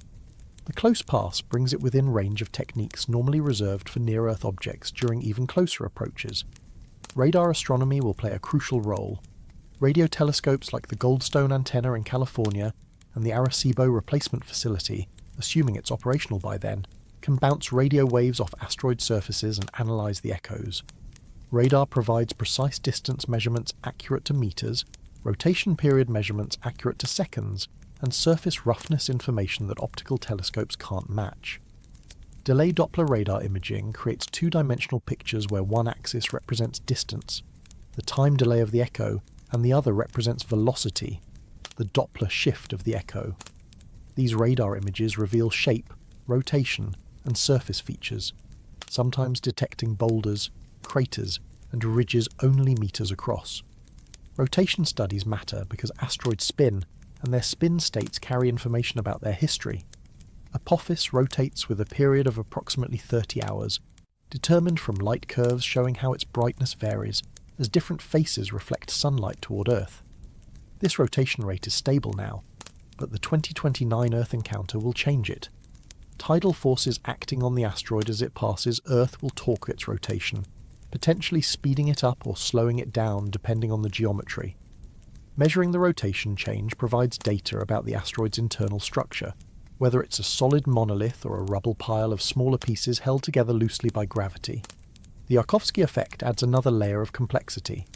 Asteroids absorb sunlight, warming their surfaces, then re-radiate that energy as infrared heat. The thermal radiation carries momentum, creating a tiny rocket effect that pushes the asteroid. For a rotating asteroid, the afternoon side is warmer than the morning side, and the asymmetric thermal emission creates a small but persistent force that either speeds the asteroid up or slows it down in its orbit, depending on whether it rotates prograde or retrograde. Over millions of years, the Yarkovsky effect can change orbit significantly, shifting asteroids from the main belt into Earth-crossing trajectories. For Apophis, the Yarkovsky effect must be measured precisely to predict its long-term orbital evolution. The effect is tiny, creating orbital changes of only meters per year, but those meters accumulate over decades into kilometers of position uncertainty. The 2029 close approach provides an opportunity to measure Yarkovsky acceleration by comparing the asteroid's actual position against predictions that don't include thermal effects. Any discrepancy indicates Yarkovsky influence and allows calibration of models used to predict future encounters. Public perception represents a challenge and opportunity.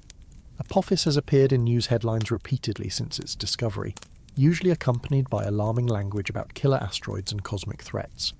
The actual risk is low to negligible for any encounter calculated so far, but risk communication is difficult. Explaining that there's a 1 in 45,000 chance of impact in 2068, the current estimate, means different things to different people. Statisticians understand it as negligible risk, far lower than countless risks we accept daily. But to someone unfamiliar with probability, 1 in 45,000 sounds concerning, like a real possibility rather than an essentially impossible event. Proposals for Apophis missions have circulated in the planetary defense community. Sending a spacecraft to rendezvous with the asteroid during or after its 2029 Earth encounter would provide close-up data impossible to obtain from Earth. The mission could characterize the asteroid's composition, internal structure, and surface properties in detail. It could also serve as a demonstration of deflection technology, using techniques like kinetic impact or gravity tractor to slightly alter Apophis's orbit and prove that we possess the capability to protect Earth from future asteroid threats. NASA's DART mission, Double Asteroid Redirection Test, successfully impacted the asteroid Dimorphos in 2022, demonstrating kinetic deflection works as predicted. The impact changed Dimorphos's orbit around its larger companion Didymos, proving that humans can alter asteroid trajectories given sufficient warning time. An Apophis mission would build on DART's success, testing deflection techniques on a larger, potentially more scientifically interesting target. Conspiracy theories about NASA downplaying impact odds are predictable and unfounded, but psychologically understandable. Space agencies face a difficult balance between transparency and avoiding panic.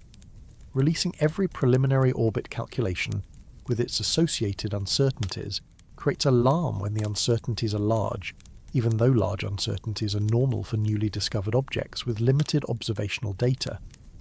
Waiting until calculations are refined before making announcements risks accusations of cover-up if someone discovers the object independently or leaks occur. NASA and other agencies have generally erred toward transparency, publishing orbit calculations and impact probabilities through the Sentry system and Torino scale, but transparency doesn't prevent conspiracy theories. It just shifts them from covering up impacts to covering up deflection failures or alien involvement. The narrative frame of the asteroid that will brush Earth's cheek captures the mixture of danger and wonder these close approaches inspire. Apophis won't hit us, but it will come close enough that we'll feel its presence, watch it pass, see the cosmic machinery that occasionally delivers mountain-sized rocks to Earth's vicinity.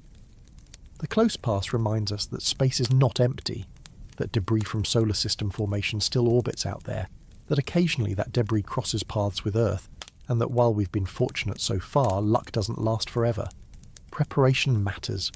Detection, tracking, characterization, and deflection capabilities represent humanity's insurance policy against the cosmic lottery that eventually delivers an impact.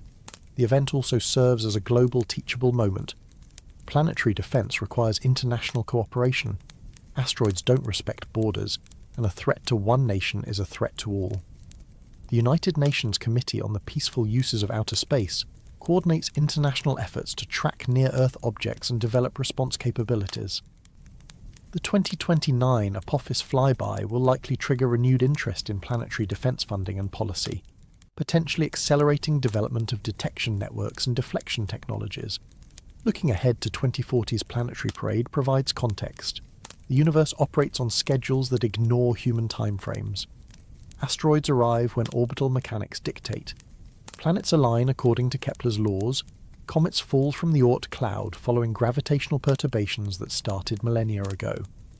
We mark these events on calendars, anticipating them, preparing for them, but they unfold according to physics, not human convenience.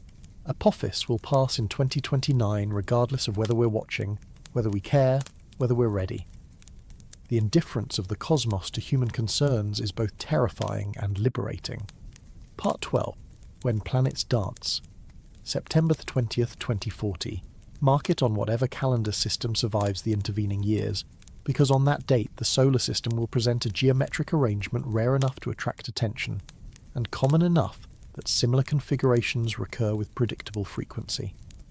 6 planets: Mercury, Venus, Mars, Jupiter, Saturn, and Uranus will occupy a relatively narrow band of sky as seen from Earth, their longitudes, the angular positions along the ecliptic, separated by less than 90 degrees. The media will undoubtedly call this a planetary alignment or parade, though technically the planets won't line up in a straight line. They'll simply cluster in one region of the sky simultaneously visible from Earth's night side. The geometry works like this. Planets orbit the Sun in approximately the same plane, the ecliptic, defined by Earth's orbital plane. From our perspective, planets appear to move along a path across the sky that follows the zodiac constellations. Sometimes planets spread around the entire ecliptic, visible at different times as Earth rotates. Other times, their orbital positions cluster so multiple planets appear in the same region of sky simultaneously.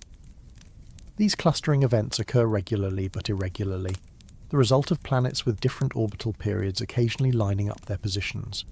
The rarity depends on how many planets we require to participate, and how tightly we define alignment. Getting all 8 planets within a 90-degree band happens every few decades. Getting them within 30 degrees happens every few centuries. Getting them in an actual straight line, all planets at 0-degree separation as seen from the Sun, probably never happens within human timescales because orbital periods don't share exact integer ratios that would create perfect recurring alignments.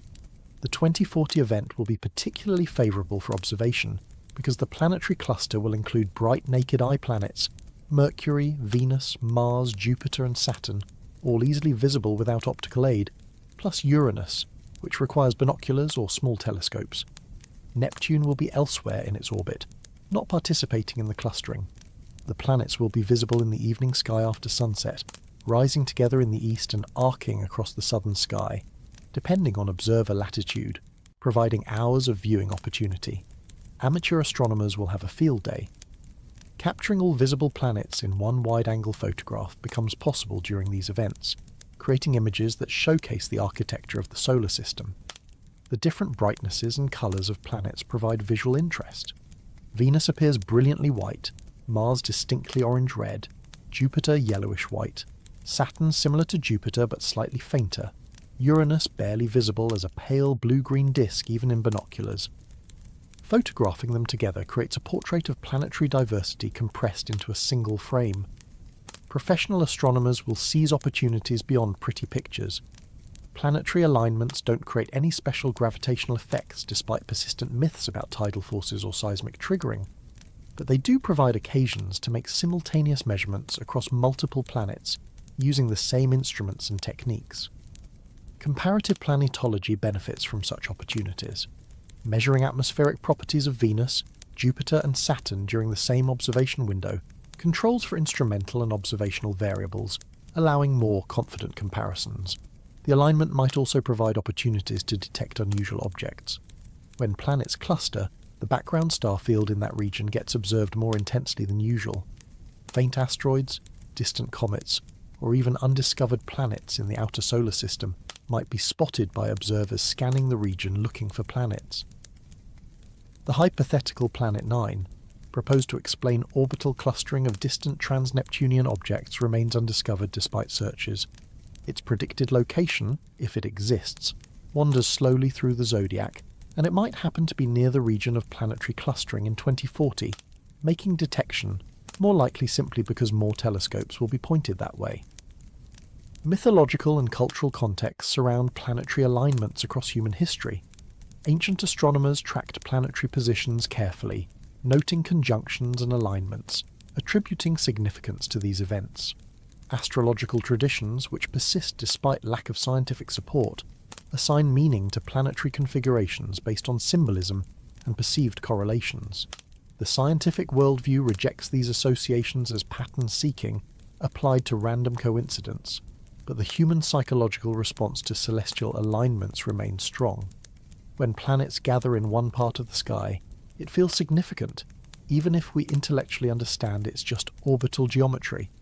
Some fringe communities will inevitably predict catastrophic consequences from the 2040 alignment. Planetary gravitational forces supposedly causing earthquakes or weather disasters represent recurring doomsday scenarios unsupported by physics. The gravitational influence of planets on Earth is negligible compared to the Moon and Sun. Even when planets align, their combined gravitational pull adds tiny perturbations to Earth's orbit that have no measurable effect on geological or atmospheric processes. But facts don't prevent prediction, and somewhere online, someone will claim the alignment will trigger disasters, and other people will believe them and prepare. And when the disasters don't materialize, the predictions will be quietly forgotten or rationalized away. Hidden scientific opportunities in alignments include mass distribution measurements in the solar system. Precise tracking of planetary positions allows tests of gravitational theories and refinement of planetary masses. Every planet affects every other planet gravitationally, creating perturbations in orbits that accumulate over time. By measuring where planets are and comparing to where Newtonian gravity predicts they should be, astronomers can detect anomalies that might indicate unknown masses elsewhere in the solar system, or, more speculatively, deviations from gravitational theory itself. The cultural dimension of alignments as global events matters in an increasingly connected world.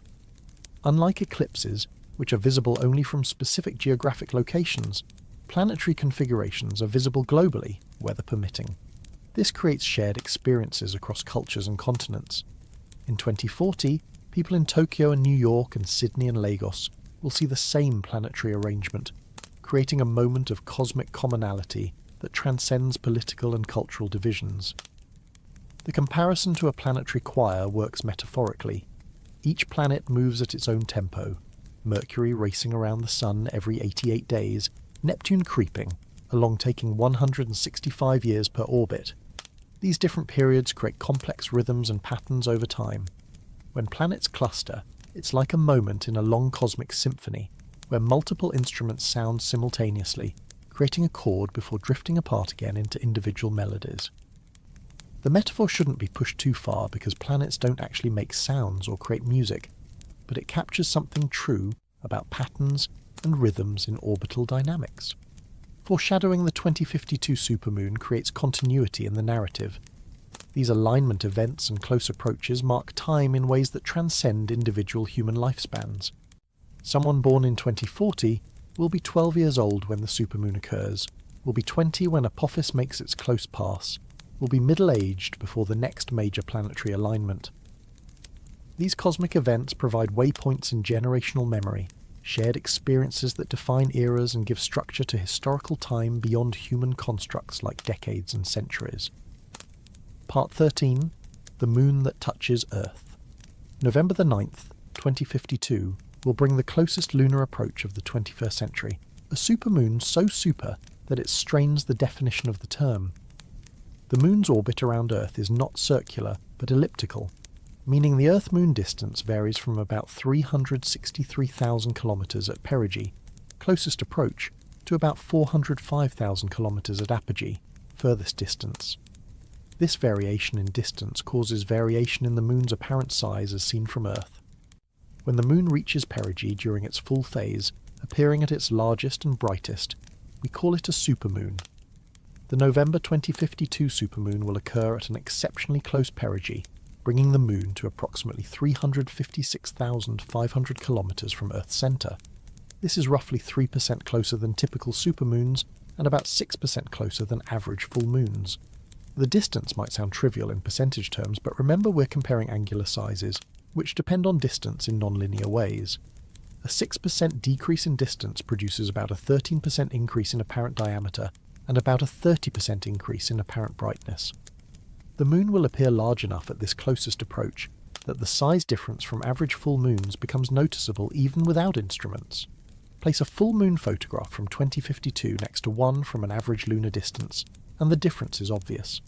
The supermoon fills more of the sky, its features appear larger, its brightness illuminates landscapes more dramatically. Under ideal atmospheric conditions with the Moon near the horizon, the combination of actual size increase and moon illusion, the psychological effect that makes horizons' moons appear larger than overhead moons, will create views that seem almost surreal. Photography opportunities will be extraordinary.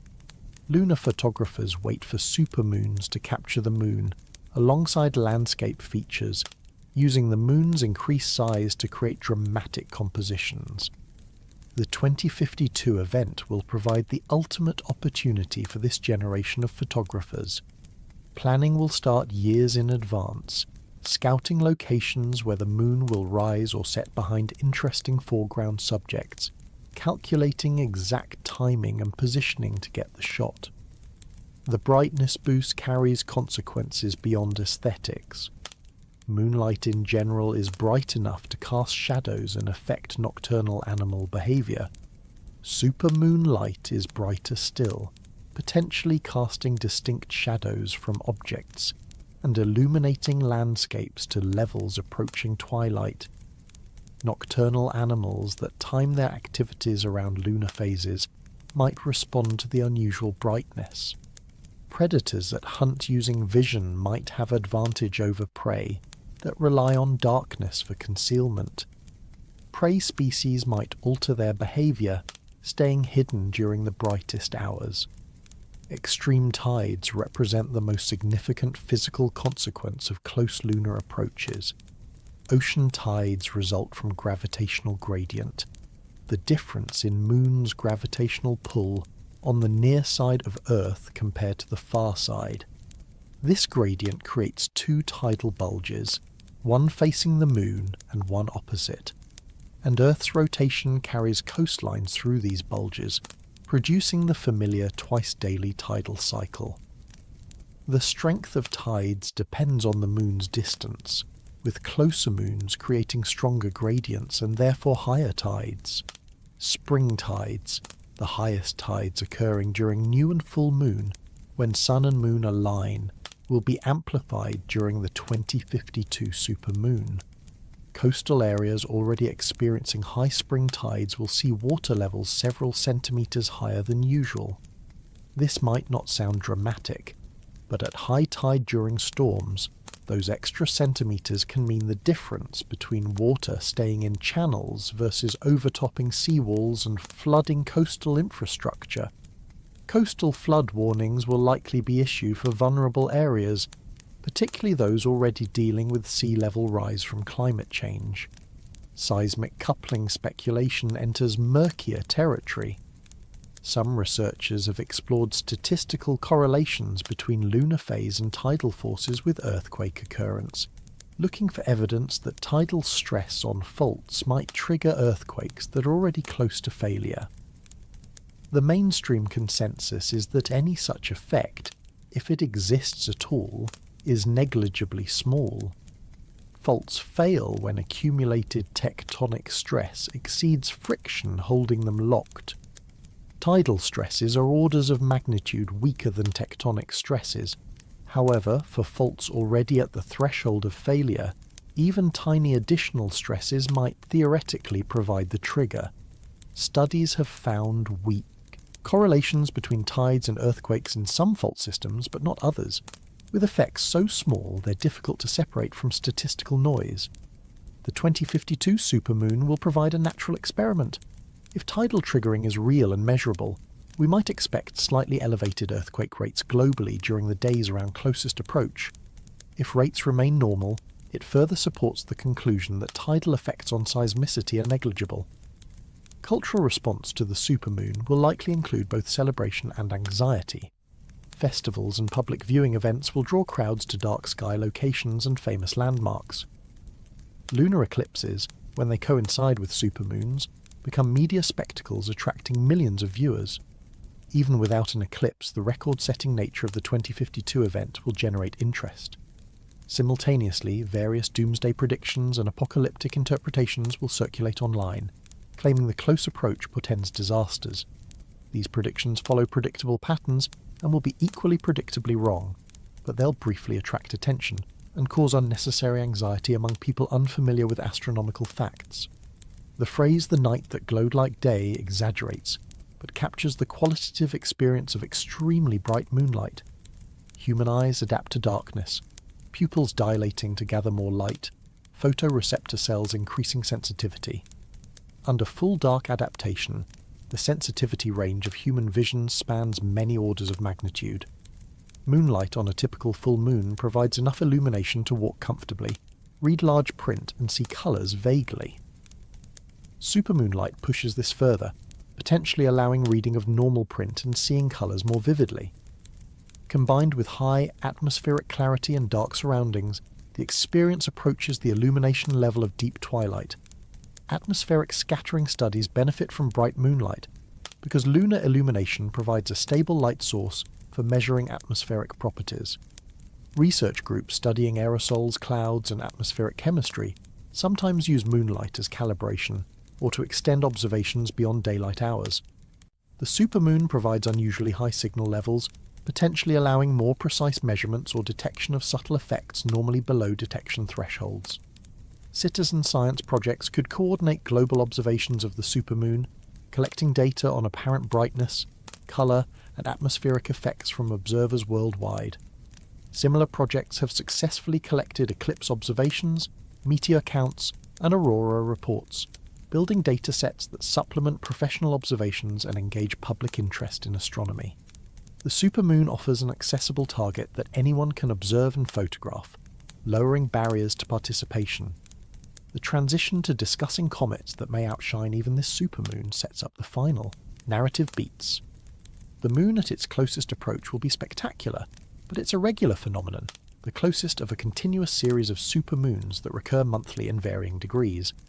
Comets represent wild cards, unpredictable visitors that occasionally rival or exceed the moon in brightness, but do so rarely and without reliable schedules.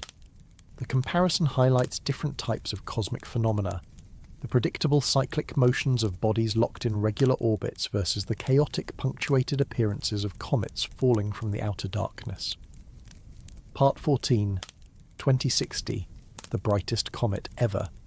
In 2060, something is going to happen that no living human has ever witnessed. The forecasts are already in, the orbital calculations already done, and astronomers are marking their calendars for an event that will rival anything in recorded history. A massive object from the Oort cloud, that distant reservoir of comets surrounding our solar system, is heading toward the inner solar system on a trajectory that will bring it close enough to the Sun to become spectacular. Not just bright, not just visible, but potentially as luminous as the moon itself, dominating the night sky for weeks or possibly months. If the predictions hold, this comet will be the astronomical event of the century, a once-in-a-lifetime spectacle that will be visible even in daylight, casting shadows at night, and fundamentally changing humanity's relationship with the sky for everyone alive to see it. Let me put this in perspective. Most comets that pass through the inner solar system are faint, requiring binoculars or telescopes to see. A handful each decade become visible to the naked eye, appearing as fuzzy patches of light with modest tails. Every few decades we get a bright comet, something that makes headlines and draws people outside to look up. Comet Hale-Bopp in 1997 was one of these, visible for over 18 months and bright enough to see easily from cities despite light pollution. Before that, Comet West in 1976 put on a spectacular show for those who woke up before dawn to see it. And of course, there's Halley's Comet, which returns every 75 to 76 years and has been documented by humans for over 2,000 years, appearing in Babylonian records, Chinese chronicles, and the Bayeux Tapestry. But even Halley's Comet at its best is just a bright comet. It's impressive, sure, but it doesn't dominate the sky. The 2060 comet, if it lives up to its billing, will do exactly that. Current models suggest it could reach an apparent magnitude of -10 or even -12, which would make it as bright as a half moon or possibly a full moon.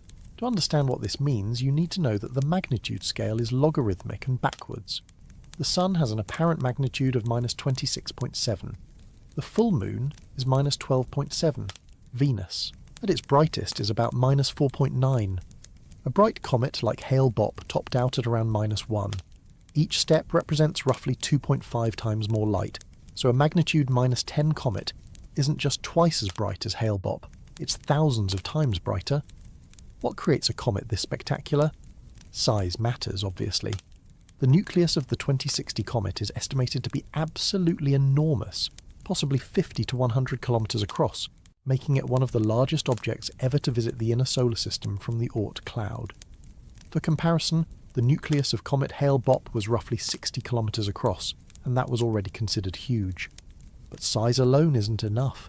The comet also needs to pass close to the Sun, close enough that solar heating vaporizes massive amounts of ice, creating a coma that can grow larger than Jupiter, and a tail that can stretch for hundreds of millions of kilometers.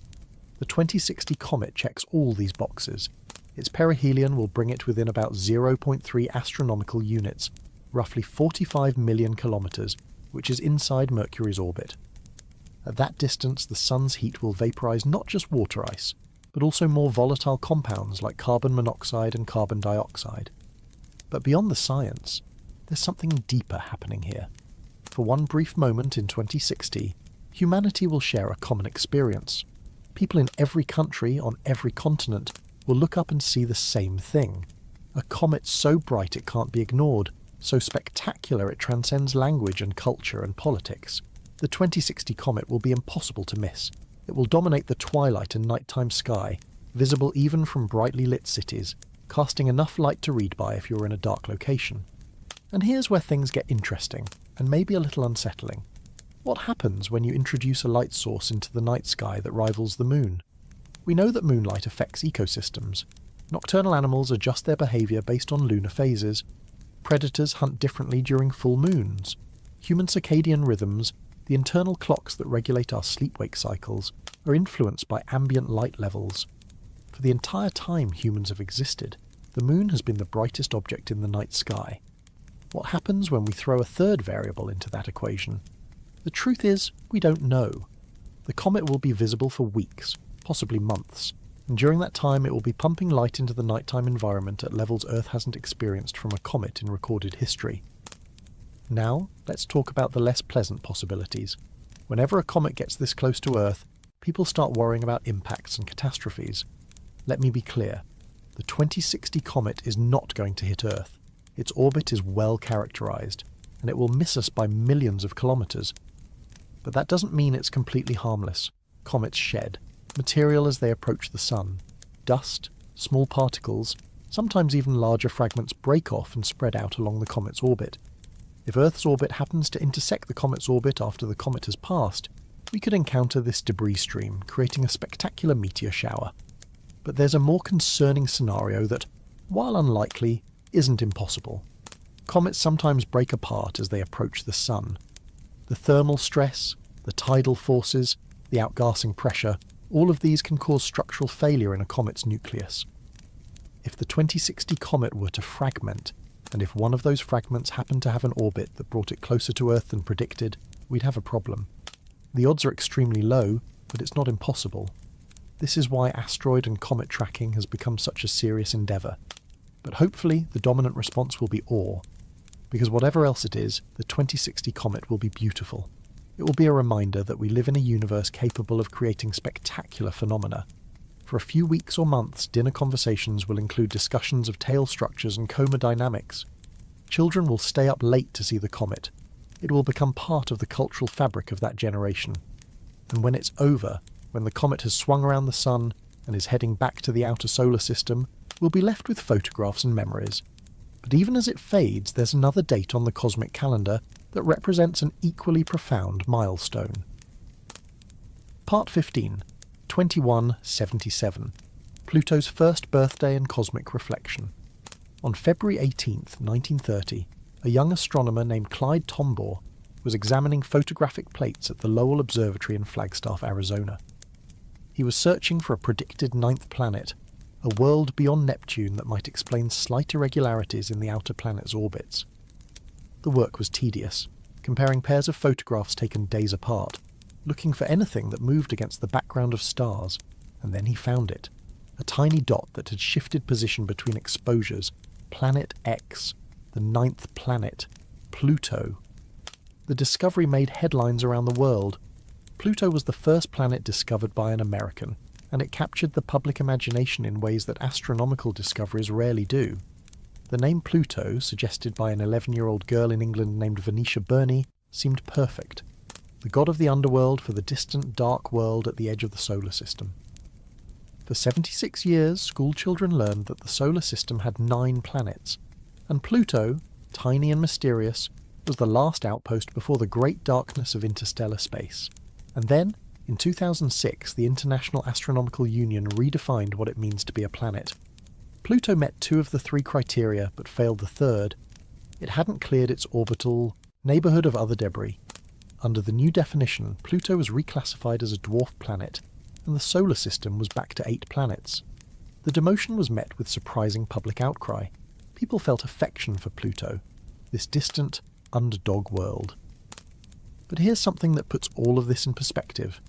In 2177, 247 years after its discovery, Pluto will complete exactly 1 orbit around the Sun. It will return to the same position in space where Clyde Tombaugh first spotted it on those photographic plates. Think about what that means. Pluto's year, the time it takes to complete 1 orbit, is 247.9 Earth years. When Pluto was discovered in 1930, it had completed about 36% of one orbit since the Declaration of Independence was signed. We discovered Pluto, studied it, sent a spacecraft to fly by it in 2015, watched it get demoted and debated and argued over. And through all of this, Pluto hasn't even made it once around the Sun. This is a profound lesson in timescales. We humans live, at best, about 80 to 100 years. That's the span of direct memory and experience for any individual. Our civilizations last longer, with continuous written records going back about 5,000 years. But even on that scale, Pluto has completed only about 20 orbits. The entire span of human civilization covers just 20 trips around the Sun for this distant world. And if we zoom out further, to the 4.5 billion year history of the solar system, Pluto has completed roughly 18 million orbits. That sounds like a lot until you realise that Earth has completed 4.5 billion orbits in the same time. But it's not just Pluto. The outer solar system operates on timescales that dwarf human experience. Neptune takes 165 years to orbit the Sun. Since its discovery in 1846, Neptune has completed barely more than one orbit. Uranus takes 84 years. Saturn takes 29. These are worlds that move through the zodiac at a stately, almost imperceptible pace.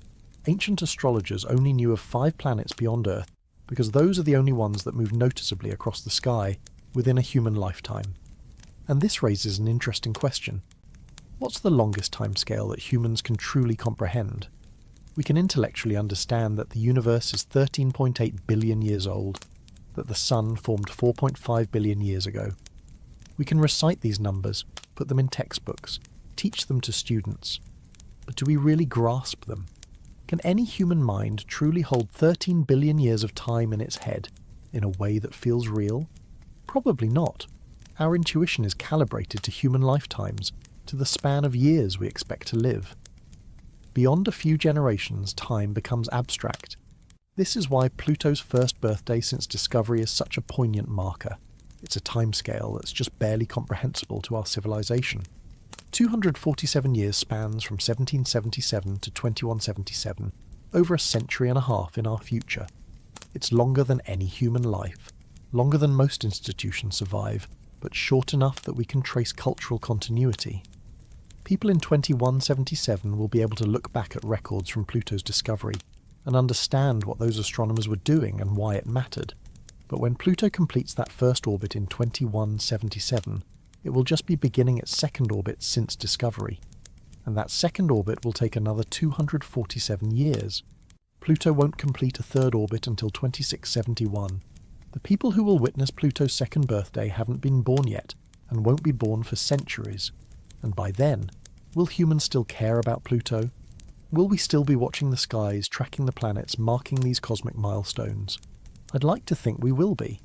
Despite everything, despite the chaos that often characterises human behaviour, we've maintained astronomical observatories for centuries.